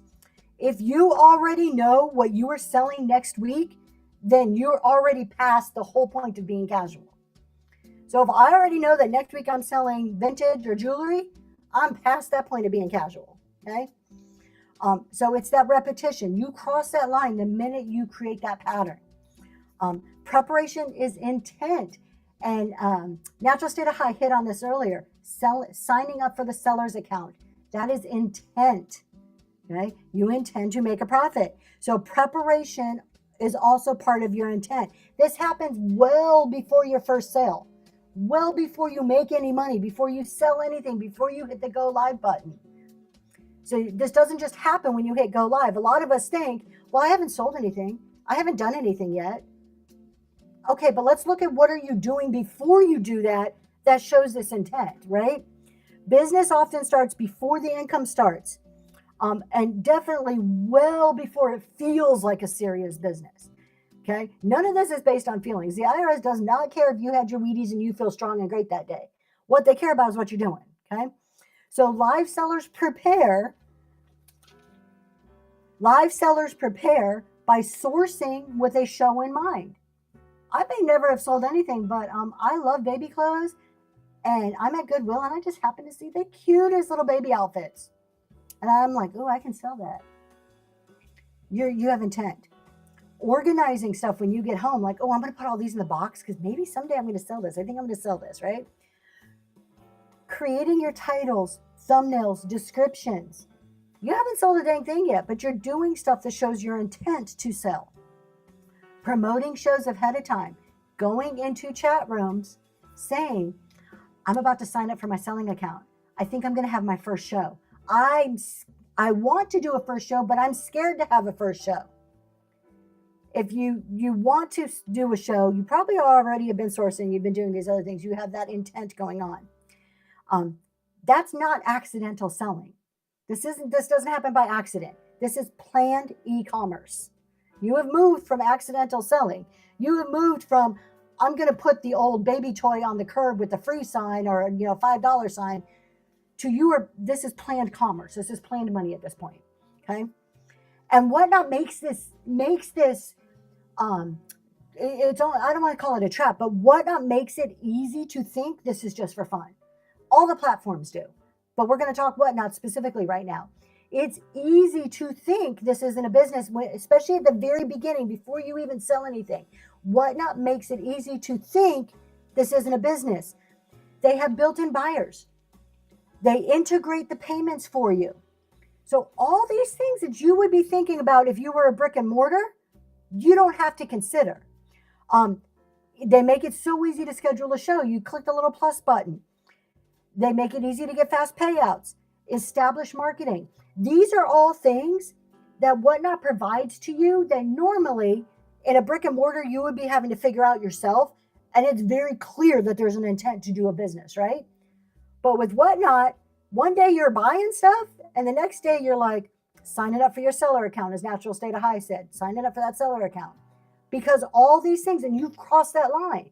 It's just, there's one little step and you have crossed that line into business territory. So when you're not thinking about those things on the front end, it's just so easy to all of a sudden wake up one day and it's like, geez, this is a business. And it's addicting. It's 100% addicting. So there's no dramatic moment. It's not like lightning strikes and, like thunder roars and you're a business. It doesn't happen like that. It's not this huge, gigantic moment and you're standing with your whole family and you got these big old scissors and you've just cut this ribbon off of Whatnot, right? That doesn't happen. It happens quietly in the background. You move from, I'm just checking things out, to your business quietly in the still of the night, right? Southern Charm, you got that giveaway. Congratulations. I know one of them been cutting ceremony. I mean, you can make whatever dramatic moment you want, but in reality, it doesn't. It's those whispers. It's the quiet thoughts in your head saying, I'm going to go live again. I'm going to source a little bit more. I'm going to try harder next time. I'm going to keep doing this. You're not late. You're just right on time. And if you missed the first part, you can always catch us on YouTube. Whoop, that's the wrong one. Look at my marketing. Give me man. 1 second. All right. So crossing into business status, that's not a problem. It's okay to cross into business status. The problem comes when you ignore it. So don't ignore it, okay? It's important to understand that treating this as a business actually helps to protect you. This isn't a bad thing. There's the right one. Treating it like a business, crossing that line is really a good thing because now your eyes are open. You know what you need to do, and we can move forward and do it the right way and have the protection we need in doing it, okay? So when we talk about protection, Heartfelt Treasures. We started using OBS, but we moved out of OBS due to a little bit more of a demand of other things. So, but if you're interested, you can always send me a DM and I'll be more than happy to help. short story, my husband's a techie and he's retired and he does this for fun. Okay, but I love him and he supports me. Okay, point 4, treating it like a business protects you long term. So why do we want to treat it like a business? We've crossed that line. We're now business. So treating it, our 4th takeaway is treating it like a business protects you long term. A strong business structure, and I'm not talking LLC, I'm not talking about legal structure. A business structure, what are you doing to support your business, protects your peace, okay? You don't have to worry, what is the IRS going to say? We understand the rules and we're playing by them. Thank you, Millicent. Think about it like this. What you are building as a business structure, your anchor shows, your plans, your sourcing, how you're pricing, your standards, all of this that you're building is insurance that you're building yourself. It's a business structure, is an insurance plan for your business that you're building yourself, right? So structure replaces that anxiety with answers. How many of you are like, taxes aren't my thing. I don't like them. I don't want to talk about them. I'm going to give it to my CPA. Or when you start getting close to the end of the year, you start getting that yucky feeling and you're like, oh, I got to deal with this again. Oh, thank you so much for your purchase from the bin. Yeah, you start getting that, okay, we can replace that. Business structure, knowledge can replace that anxiety. You replace it with the answers, okay? So treating it like a business is going to give you clearer numbers instead of guesses. So let me answer this question. So with taxes, is an Excel sheet enough of how much you paid per item? Where I live, they don't really do receipts, so I'm stuck with that. Yes, that is totally fine. Your Excel sheets are fine. Absolutely. Long as you're keeping the date, where you purchased it, the amount, and the purpose of it. Like what kind of category? Was it inventory? Was it marketing? Whatever the category is. Okay. So treating it like a business is going to give you clear numbers, not guesses. You're going to know where you stand. You're going to know what you're going to owe to the IRS. And not just the IRS, but you know for yourself what's happening. Am I making money? Am I not making money? You have fewer surprises. You're not going to get hit with a big tax bill at the end of the year that you're not aware that's coming. You may still get hit with one, but you'll be aware of what's coming. You can plan for it, which reduces that anxiety. Less panic at tax time, more confidence. Treating that business structure, developing your business structure gives you more confidence in making decisions. And this is what I know this is the tax topic, but it's like the tax, accounting, that structure helps you make decisions and gives you confidence. You have data, you have statistics, you have information now to make good decisions. Numbers stress you out more when you avoid them. I think most of us can agree. And let me give you a really simple example. I've used this one before, but this is a personal example that I experience still to this day. Friday night comes, you're like, I don't got to work all weekend. You wake up Saturday morning, and you're like, oh, that antique store is looking really good. And you're like, bye, honey, go to the antique store, and you're buying stuff, and you're like excited, and you're finding all kinds of cool stuff, right? The bird theory, you got that giveaway. Congratulations. So you're buying all kinds of stuff at the antique store on Saturday. And then Sunday, you're like, I'm going to go hit garage sales. And then you wake up Monday morning, and you're like, I need to check the bank account. I get that feeling in my stomach when I got to check the bank account Monday morning after a weekend. I'm at that age now, most of us as resellers, it's not out drinking and partying all weekend. It's outsourcing and buying shit all weekend. And then I got to deal with the financial impact on Monday morning. Well, we can avoid that. We can avoid that, right? Don't wait till the end of the year to know if you are in profit or loss. Yes, track monthly, know where you are. It reduces that anxiety, it reduces that yucky feeling in your stomach. And you can adjust. Yes, you can. There's so many things you can do. And we'll talk about this as we move through the year. But it's that, let's not do that. If I were to go on Friday night and say, yes, it's Friday night. All right, I have $200 to spend this weekend. I'm going to pull my cash out. And I know my numbers. I know I have this much to spend. And I spend it during the weekend. I wake up Monday morning feeling wonderful, right? I don't have that feeling in the pit of my stomach because I know what I did, where I've been, and that it's okay, right? You can't protect what you don't track. All this protection that we're talking about goes away if you don't track it. You cannot protect what you don't track. And tracking isn't about control. It's about clarity, okay? It's not about control. People hate the word budget. It's not about control. It's about being clear and intentional. 17-year thrift shop owner, Excel spreadsheet monthly. There you go. That's all you need. You don't need fancy software. I'm probably the only CPA is going to tell you don't need fancy software. Can I write off whatnot purchases as advertisement? You cannot unless if you're buying a whatnot purchase to resell, it becomes inventory at that point, but you cannot write it off as an advertisement. All right. When you track stuff, when you track your finances, when you track what's happening, not just finances, you guys, your business structure isn't just the money, okay? I'm talking about what we talked about earlier. Who are your repeat buyers? So when you're tracking different things, what's your average order value? how many, followers do you have? Not that I think that's an important number, but it doesn't have to always be financial. When you're tracking any information around your business, what shows are performing well, reviewing your shows to see what I did well and what I didn't do well. Any type of tracking, okay? When you track, it reduces that anxiety. When you're tracking and you're looking specifically at numbers, you know what you're actually earning, not just the cash flow. What gets me every year is I haven't gotten rid of enough inventory before end of year. But it shouldn't. I mean, because your sales, if you don't, that shouldn't hurt you. Crafty Fairies, you can message me, we can talk offline, but that shouldn't hurt you. There's reasons why you might want to, but it's not like an across the board thing. I want to make a big key thing here. Cash flow doesn't equal profit. What if you sponsor a giveaway in someone's show? Yes, you can write that off. That could be marketing. A Monster Mama. Mm-hmm. Cash flow doesn't equal profit. And what I mean by this, you have a show, right? And say, I'm assuming you've reached 1,000 sales and you get instant payout. Okay, let's just go by with that assumption. You have a show. After all said and done, fees are taken out. There's $500 sitting there for you to pull out. You pull out $500. That's cash flow. That's just the movement of money.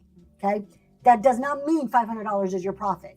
The movement of money and the actual amount of money you make are two different concepts. We'll start digging into that as the weeks go on more and more, but it's just a big point that I want to make here. When you're tracking stuff, you don't get confused about the cash flow thinking that's your profit. All right, so that's part of the reason why it's important to track stuff besides IRS. You start to see where your money is leaking. Where am I spending? Am I spending too much on giveaways? Am I getting a return on these? Should I be spending money on giveaways? Am I spending too much on fancy bubble wrap? I don't know, whatever it may be. So you start to see where leaks are in your money. You start to also, on the flip side, recognize profitable patterns. Hey, my primitive shows seem to do really well. I've had 3 of them and they're my best performers. Maybe I should do more primitive shows. Or hey, these band tees are awesome sellers. Maybe I should source more of these. So you start to see profitable patterns. Not, yes, please, not just the money sucks, right? The things that suck the money out, but also things that are putting money in. You start to recognize these, but you can't do it if you're not tracking stuff. And you stop overspending and making better purchases. Who's going to get that? Mary, you got that giveaway. I have 2 more I'm doing today. Congratulations. So business treatment unlocks tax protection. How does this work? How treating this like a business is going to unlock tax protection. I'm not talking loopholes, okay? So when income is treated properly, you unlock legitimate protection for yourself. You don't just want to track your income for your own purposes. You do, but you also want to do it to unlock legitimate protection. Oh, thank you, Baby Need Shoes. Thanks for being here today. Yeah, he just has fun over there. Well, I do all the work and he gets the fun part. No, we all enjoy this. Okay, I'm not talking loopholes. I am talking claiming real expenses, not just what you remember. How many times? Let's use this one. Claiming real expenses, not just what you remember. How many of you keep a detailed mileage log? And I'm serious, like a real detailed mileage log. You're using an app or a pen and paper or some point. Okay, Crafty Fairies. Not me. I always forget. Totally do not. Okay, you cannot claim after, well, God, I'm glad that you're doing it. You cannot claim something you can't remember. Do all of you remember where you drove January 2nd of 2025? At AutoTrack, see? Find something that works for you. Okay? You claiming real expenses. So this is a protection for you. Doing this protects you because now you can claim this on your tax return as an expense to reduce your income to pay less tax. All right? Matching income to expenses. You are tracking. My accountant always says my mileage way too low because I always try to recreate it. That's right. You're cheating yourself. You're losing that protection of protecting income from tax. You're shielding some of that income. You've just broken that shield and now made that income taxable because you didn't record it properly. And I'm not getting on you, Auntie Barbie. I'm in general. That's why we're doing this, right? Okay. Matching your income to your expenses. This is a basic accounting concept. This is one of the first things you learn when you go into an accounting class. Matching income to expenses. Is there an app that tracks? I started in December, so fairly new. Let's see. I'm sorry. An app? Yes. There's tons of apps out there. Search for them. There's not any one in particular that I recommend. This past year, I've used QuickBooks app. They have a mileage feature in QuickBooks, but there are many. And my biggest advice here, use what's going to work for you. Hello, JJ Shopper. Use what's going to work for you. You can use an app, you can use pen and paper, whatever system that you're going to do on a regular basis, pick that system. Happy New Year, Miss Julie. Okay, I want to talk about matching your income to your expenses. Basic accounting concept. If you made $10,000 at the end of the year, what you get your whatnot 1099K says $10,000. Are you happy with that?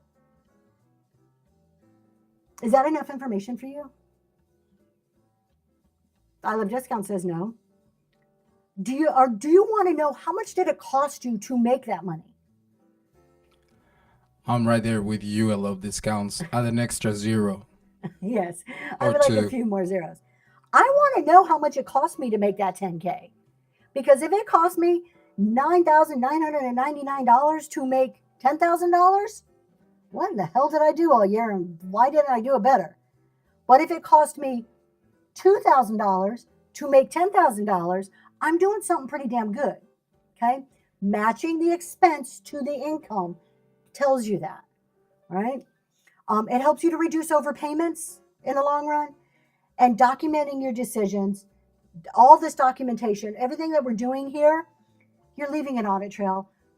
End of the day, we're creating an audit trail. As auditors, I'm going to tell you, if I go in and I'm auditing somebody, if it's not documented, it didn't happen. It just didn't. Glad you want to tell me that you did this. If it's not documented, I really don't care. Okay? So, structure. We've talked about creating that business structure. Your business structure, crossing that line into business territory, creating a business structure does not increase your taxes. It is a common misperception. Can I use whatnot commissions as a tax write-off too? Yes, you can. So everything you pay, those are fees, they're all deductible. Let's see who got that giveaway.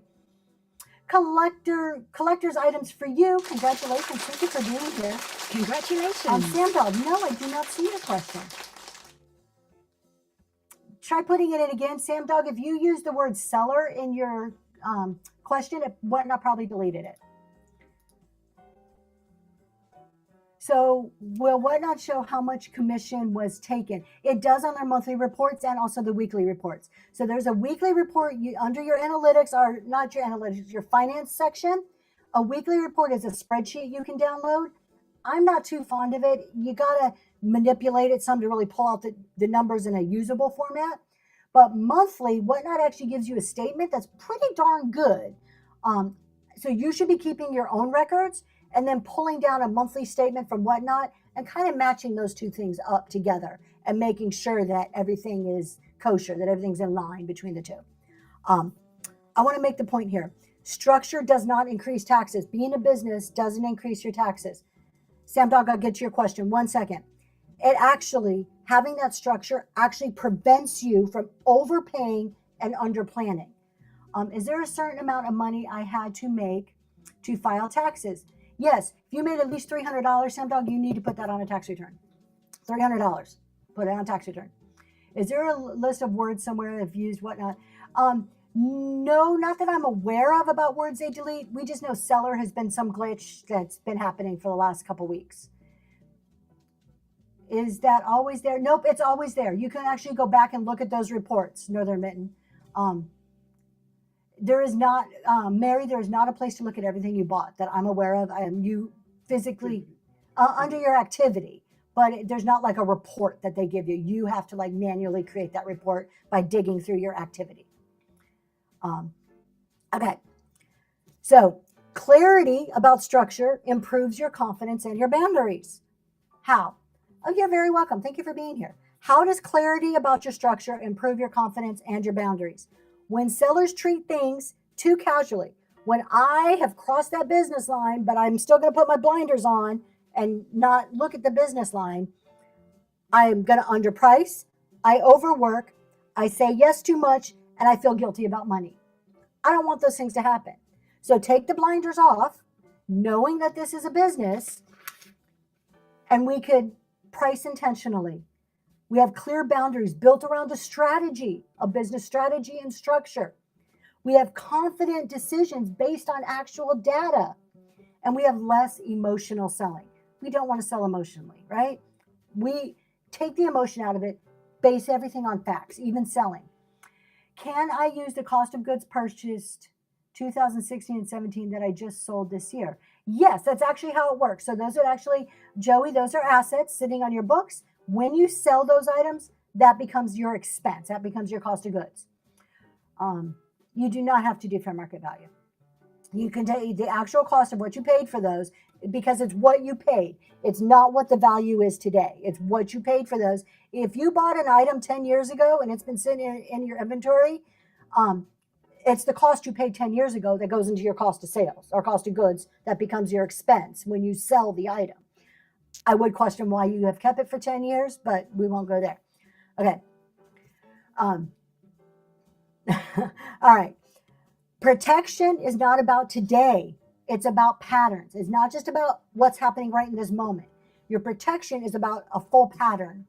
I am in Pennsylvania. I would love to do people's taxes. I can't because I work for a large accounting firm and my contract does not allow that. However, if I ever do leave my 9 to 5, it is something that I would do. Okay. So most issues do not come from 1 month or one show.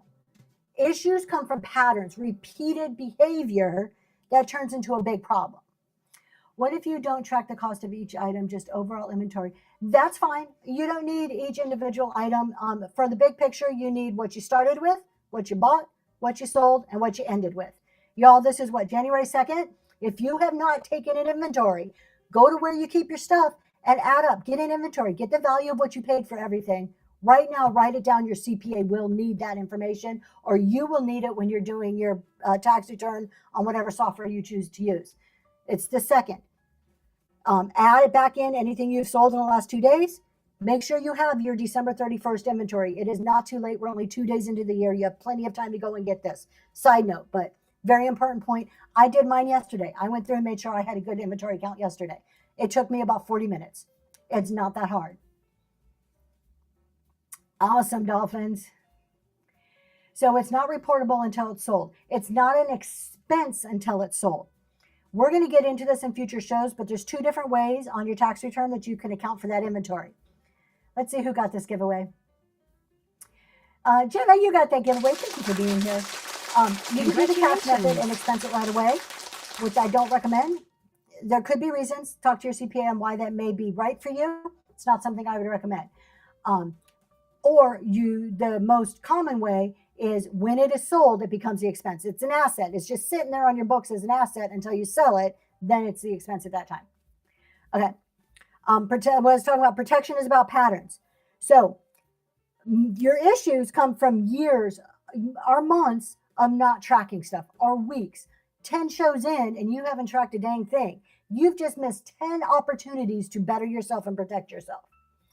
Every show you do is another opportunity for protection over that show, another opportunity to gain information that you can use to make better decisions. Now you can go back and try to recreate and look at reports and stuff, but you shouldn't have to go back and recreate. You should be doing this on a regular basis. By ignoring it and not doing it, you are creating larger issues for yourself as you move forward. You don't have to do a value on each item. It's too hard. I kind of do a mix, but you don't have to. You can do it in bulk. It's fine. You can do it in bulk and then do an average value for the items too. All right. What is one of the things that happen, especially when you silently in the dead of night cross that line into business territory? What is one of the biggest things that happens that causes a problem? That's mixing your business and your personal funds. Very, very common. Because again, remember, it's not some big explosive event. Guess what? You're in business. It's this intent, this slow thing that you wake up and you're like, wow, that just happened, right? And that just happened, and I've been mixing all my money together. Oh shit. Option to add how much you paid at the bottom. That's helpful or not. If Whatnot is the only place you are selling your inventory and you are creating, pre-listing all of your inventory, you're creating items, Northern, that would be a great place to track it. There's just it's not something I recommend because the prevalence of random polls, you lose that tracking and Whatnot because you're doing random polls. So yes, it's great if that's the way that you're operating. All right, so don't blend your personal and business money right from the get-go. If you've been doing this, if you started the middle of last year and you were one of those people said, oh, I'm just trying this out, but you kept doing shows and you crossed that line into business, but you never got yourself a separate business account, go do it now. Just fix it, right? Don't let that problem compound. My brain can't function. I got a new credit card just for business stuff. Already screwed it up yesterday, forgetting to use it. It's easy to do. Like we all do that. I know I have a whole full business account. I'm a CPA. I know all the ins and outs of this, and I still will pull out the wrong debit card and swipe the wrong card. It happens. Recognize it, fix it. Again, this is one of those problems that if you don't fix it, it will compound and compound and compound till you're at the end of 2026 trying to go back through all these different credit card receipts and figure out what's what. Now you've just created a huge issue. Why cause yourself that grief? No reason to cause yourself that grief. So it also comes from when guesswork becomes a habit. We talked about mileage before. When we go time and time again and we don't record stuff and we start guessing where we've been, we start losing our protection, right? So we've talked about that. Each person one auction to help me try. I'm able to show and Whatnot what each person want to help me try to inventory. You can, yeah. I created a business email and use it for all purchases. So my receipt for online purchases. That is a wonderful, wonderful tip there. The Heat of Five Sons, creating a business email. We have a business email too, and religiously using it kind of creates this lockbox of information for you. Absolutely. So let's just really quick to kind of sum that up before we get to our last point, because I'm over time, but I'm going to keep going. Consistency without structure creates risk. Consistency with structure creates safety. So we want that structure. It's not a bad thing. It doesn't box you in. Structure creates safety. Okay. Our final tax accounting topic point for today. Documentation is what separates confidence from stress. One more, honey. There we go. Documentation is what separates confidence from stress. Now, I'm going to hit on a few things here that have nothing at all to do with accounting or taxes, but stay with me because it's really important here. So, documentation. Did I do this show? Actually, I love discounts. There's a point here. You hit on it yesterday, and when you were talking, I'm like, oh, I'm going to talk about that tomorrow. Like I'd already planned it out. So we're kind of on the same wavelength, I think. Documentation is not about perfection. It's about proof for if you're ever audited, memory for your own dang sake. We already talked about we can't remember how many miles we drove, and clarity. Clarity for your taxes, your accounting, your decisions. So documentation, proof, memory, and clarity. And let me just add on there too, business decisions. This is where all this other stuff is going to fall into. We're going to get there. So if you're relying on memory, then you're already behind. We made this point with the mileage. Memory fades. It fades on what you paid, what you sold, when it's sold, what fees applied. There's those of you who have like photographic memories. God bless you. I can't remember what I did an hour ago. I have to document everything. So for those of us who don't have like superior photographic memories, if you don't document it, you're missing out on all this opportunity. So I said before, your documentation right here, this is like a shield over your income. Imagine your income, all this money you make, all these dollar signs. Picture dollar signs here. Now picture a shield over those dollar signs. That's your documentation. That's your protection. When you stop documenting, you start creating holes in your shield, And now all that money goes from not taxable to taxable. You don't want that, okay? The documentation protects you and remembers everything so you don't have to. It relieves the stress of trying to keep all the stuff in our brains because we got enough stuff in our heads already. We don't need to remember every little detail on our own. We have ways of taking care of it. It's protection, not bureaucracy. A lot of people are like, oh, all this red tape and I got to document and I hate the accounting and I hate that. It's not that. It's protection, not bureaucracy. And people think it's only for when you get audited. There are so many things that you need documentation for. It's for you too. It's for your own purposes. It protects you from overpaying on your taxes. We just talked about that. Underclaiming expenses. And most importantly, taxes aside, documentation can help you from repeating bad decisions. Okay? You keep doing what you're doing, you're going to keep getting what you're getting. If you don't know, if you don't have something to look at, if you can't look back and see the patterns, see the trends, you don't know enough to change it, okay? Or you don't know what to change or where to change it or when to change it. Documentation sets you up for the future for your business decisions, okay? Documentation doesn't create problems, it solves them. You're getting in front of things. You're fixing things before they even go wrong. Why wouldn't you want to do that? Like, I don't understand anybody who's like, no, I'll just wait till the year end. Okay, you're just opening the door for trouble. Go ahead, you can open your door all you want. All right. Confidence comes from evidence, not optimism. This is not one of those times where ignorance is bliss. I tell my adult children, they start talking about a story when they were teenagers, and I'm like, ignorance is bliss. I don't want to know what you did when you snuck out at night. That's appropriate. Ignorance is not bliss when it comes to your business structure, your business documentation at all. So confidence isn't hoping things they worked out. It's knowing that they're going to work out. Without documentation, you don't know if a show was profitable. You cannot tell me your exact expenses because it's not cash flow. Remember, we made the difference between cash flow and profit. So you don't know without documentation if your show was profitable. You don't know which items perform well. You don't know when you should reinvest or what you should reinvest into. And you don't know when to stop sourcing. Okay? All of this stuff comes from the records you keep. Okay? Documentation, here's the key. And this is what makes it so beautiful and so comforting and so stress relieving. Documentation shortens every decision. How many times, good morning, how many times do you want to make a decision and you stress about it and you ask this person's advice and that person's advice and well, maybe I'll think about it again tomorrow, and 3 months later you're still thinking about it, you're still trying to figure it out. There are some decisions that do require input from other people and a longer period of consideration. There are definitely some decisions that require that. But for the most part, your decision should be supported by what you've already done. Sellers who don't document tend to overthink or they ignore. One or the other. You're either overthinking it or you're ignoring it. But if you have documentation, if you have that trail, if you know what you've done, where you've been, you have faster, clearer decisions. The data exists. There's no lying with the numbers. They're there. The data exists. The patterns are visible. The answer is not emotional. It's not, what do I feel I should do? It's what is the information that I have gathered is telling me what to do. It makes it so much easier.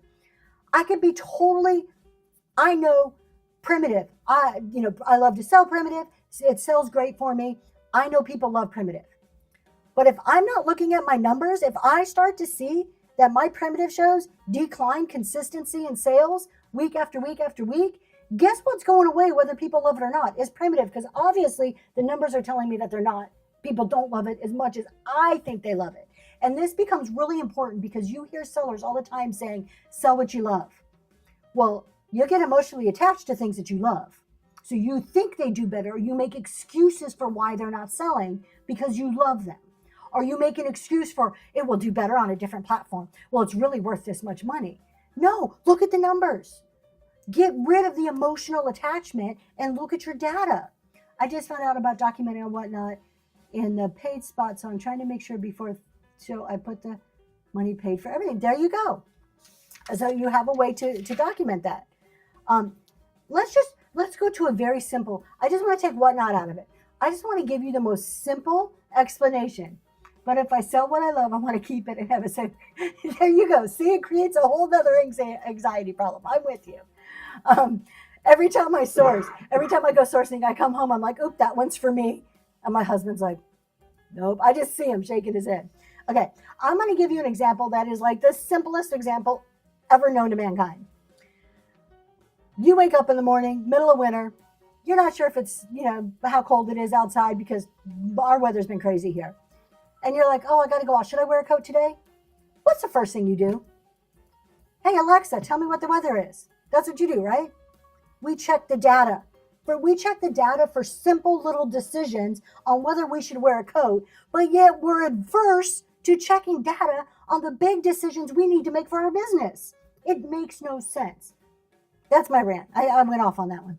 No, thank you, Alexa. My Alexa's back there talking to me now. We're going to have a low of 20, by the way. I just realized that. All right.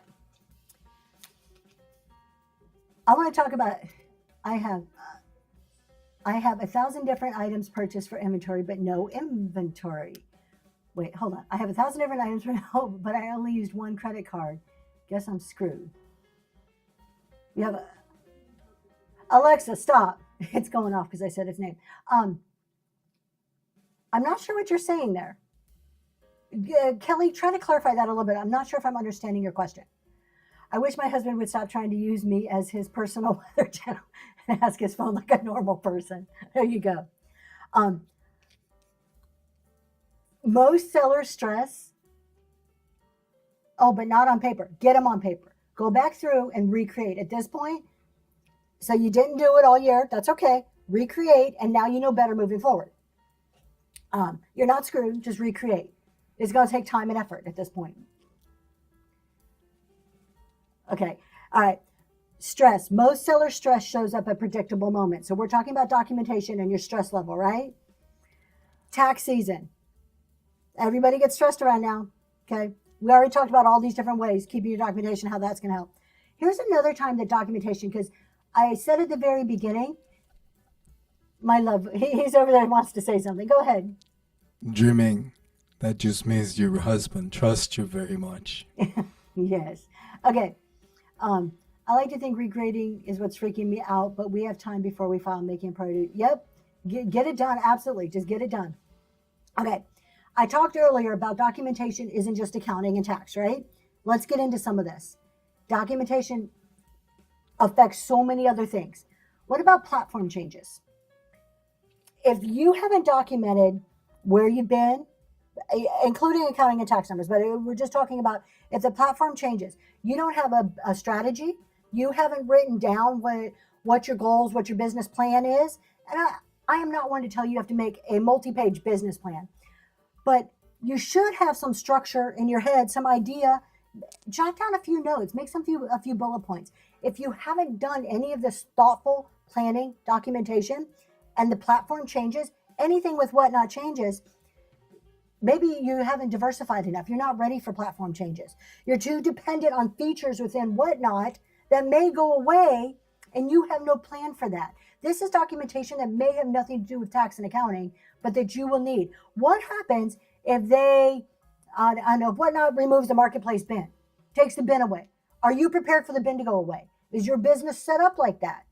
Which app do you use to help all this become easier? I don't suggest any app.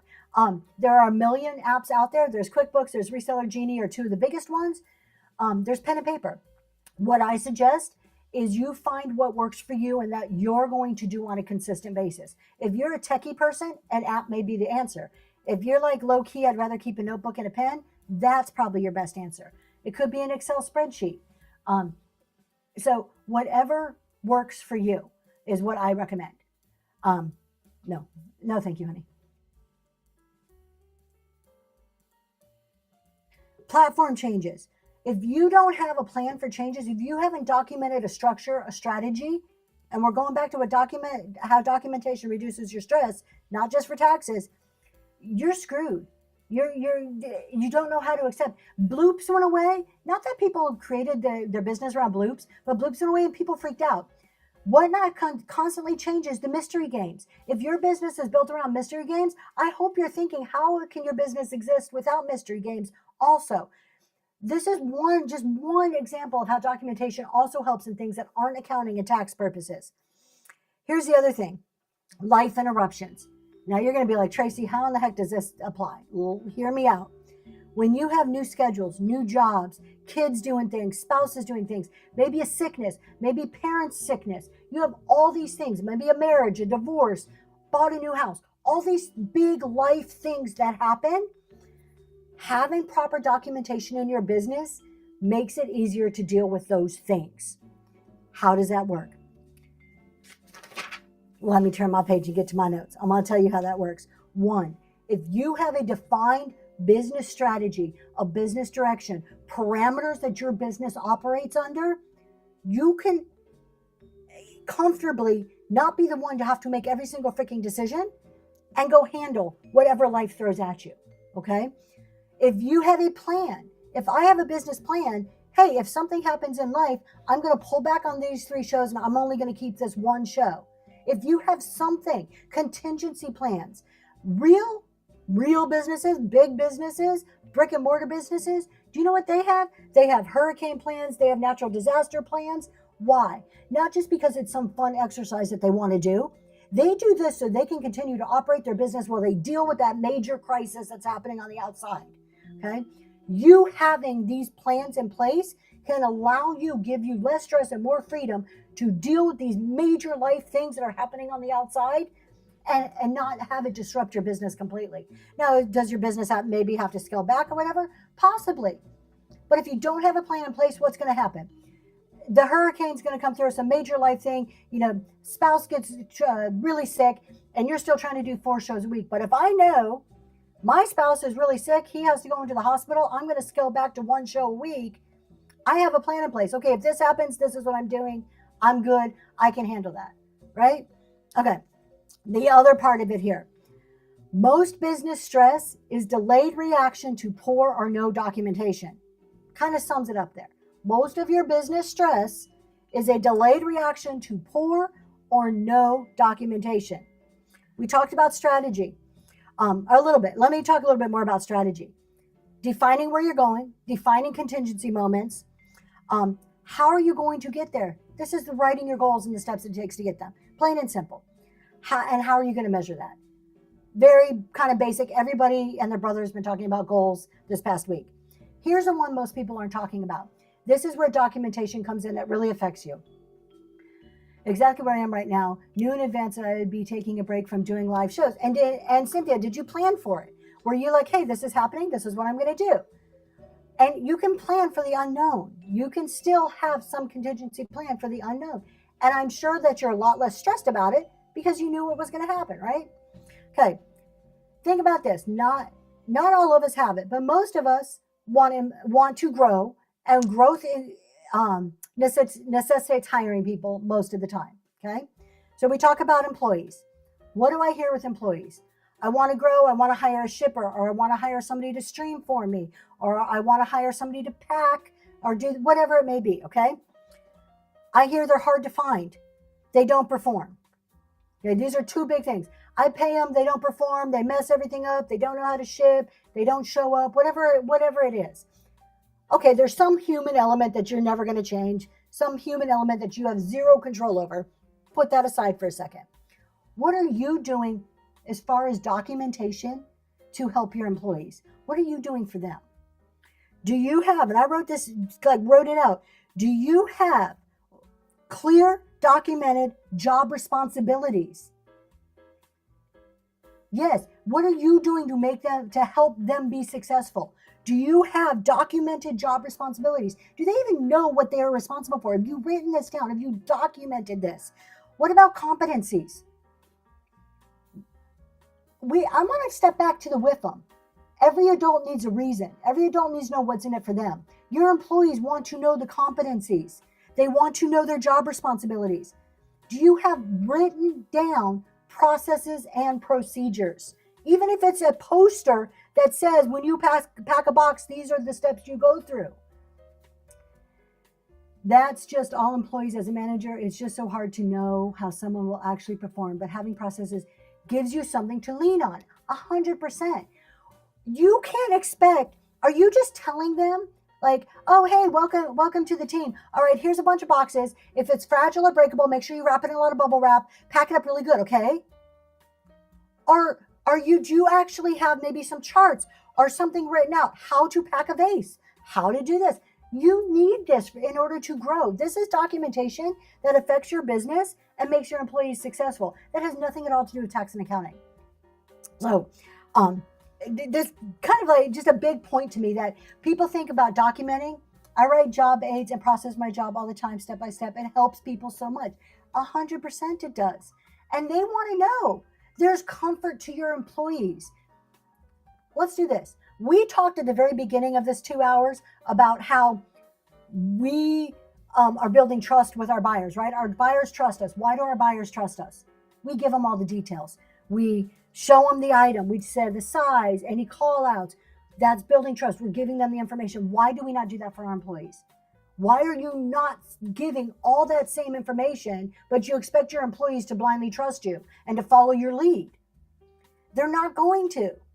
Give them job descriptions. Help them give them posters if they need it. Provide all the tools they need to do the job. You cannot just tell them, hey, go pack this box, go source this item, go run the show. Whatever it is, it's not comforting to them. Why are they supposed to trust you when you just throw them to the wolves? New people just see exactly how they do it. That's it, 10 Mile Studio. You set up these processes, procedures, make them successful. Okay? Manage a process, not the people. I couldn't have said it better right there. Manage a process, not the people. These are grown adults. More than likely you're hiring grown adults. Treat them with this respect and you know, the words coming out of my mouth, the same respect that you want. Give them the tools they need to do their job. As we get close to the end, simple documentation beats perfect systems every single time. You've heard me say it. Leadership program. Yes. You've heard me say it a million times. I don't recommend any specific system. Do what works for you. And I follow KISS, keep it simple, stupid. Simple documentation beats perfection.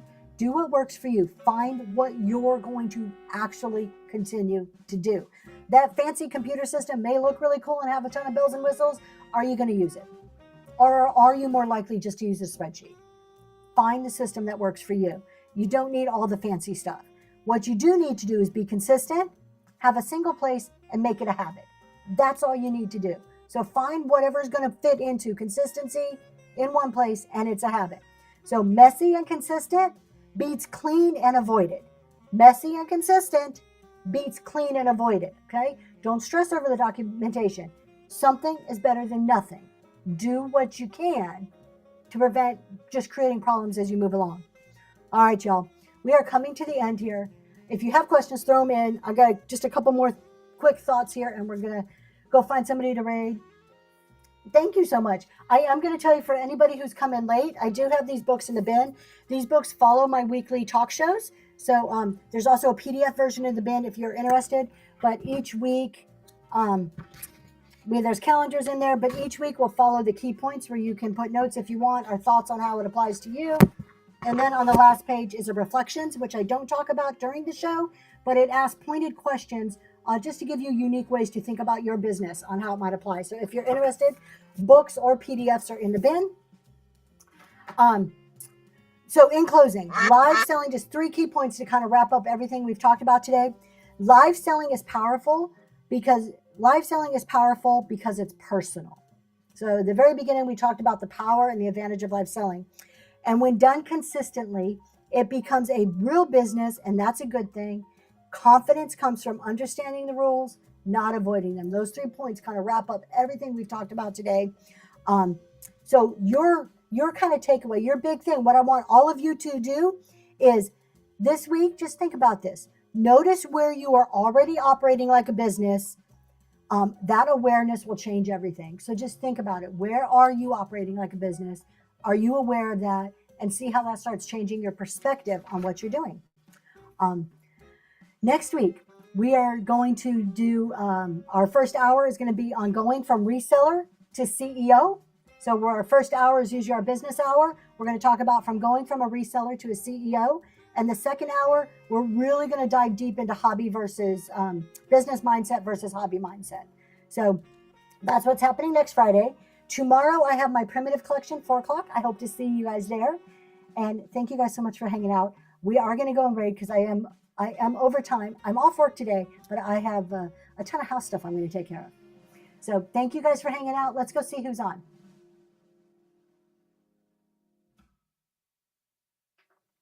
Let's go. I think we did natural state high. Let's go see what Liz likes. We haven't seen her for a little while, and I like her chat shows. I don't know if she's chatting or selling.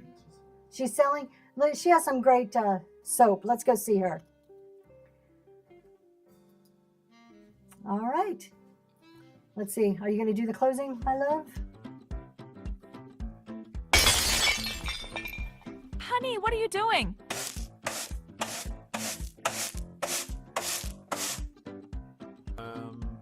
Nothing?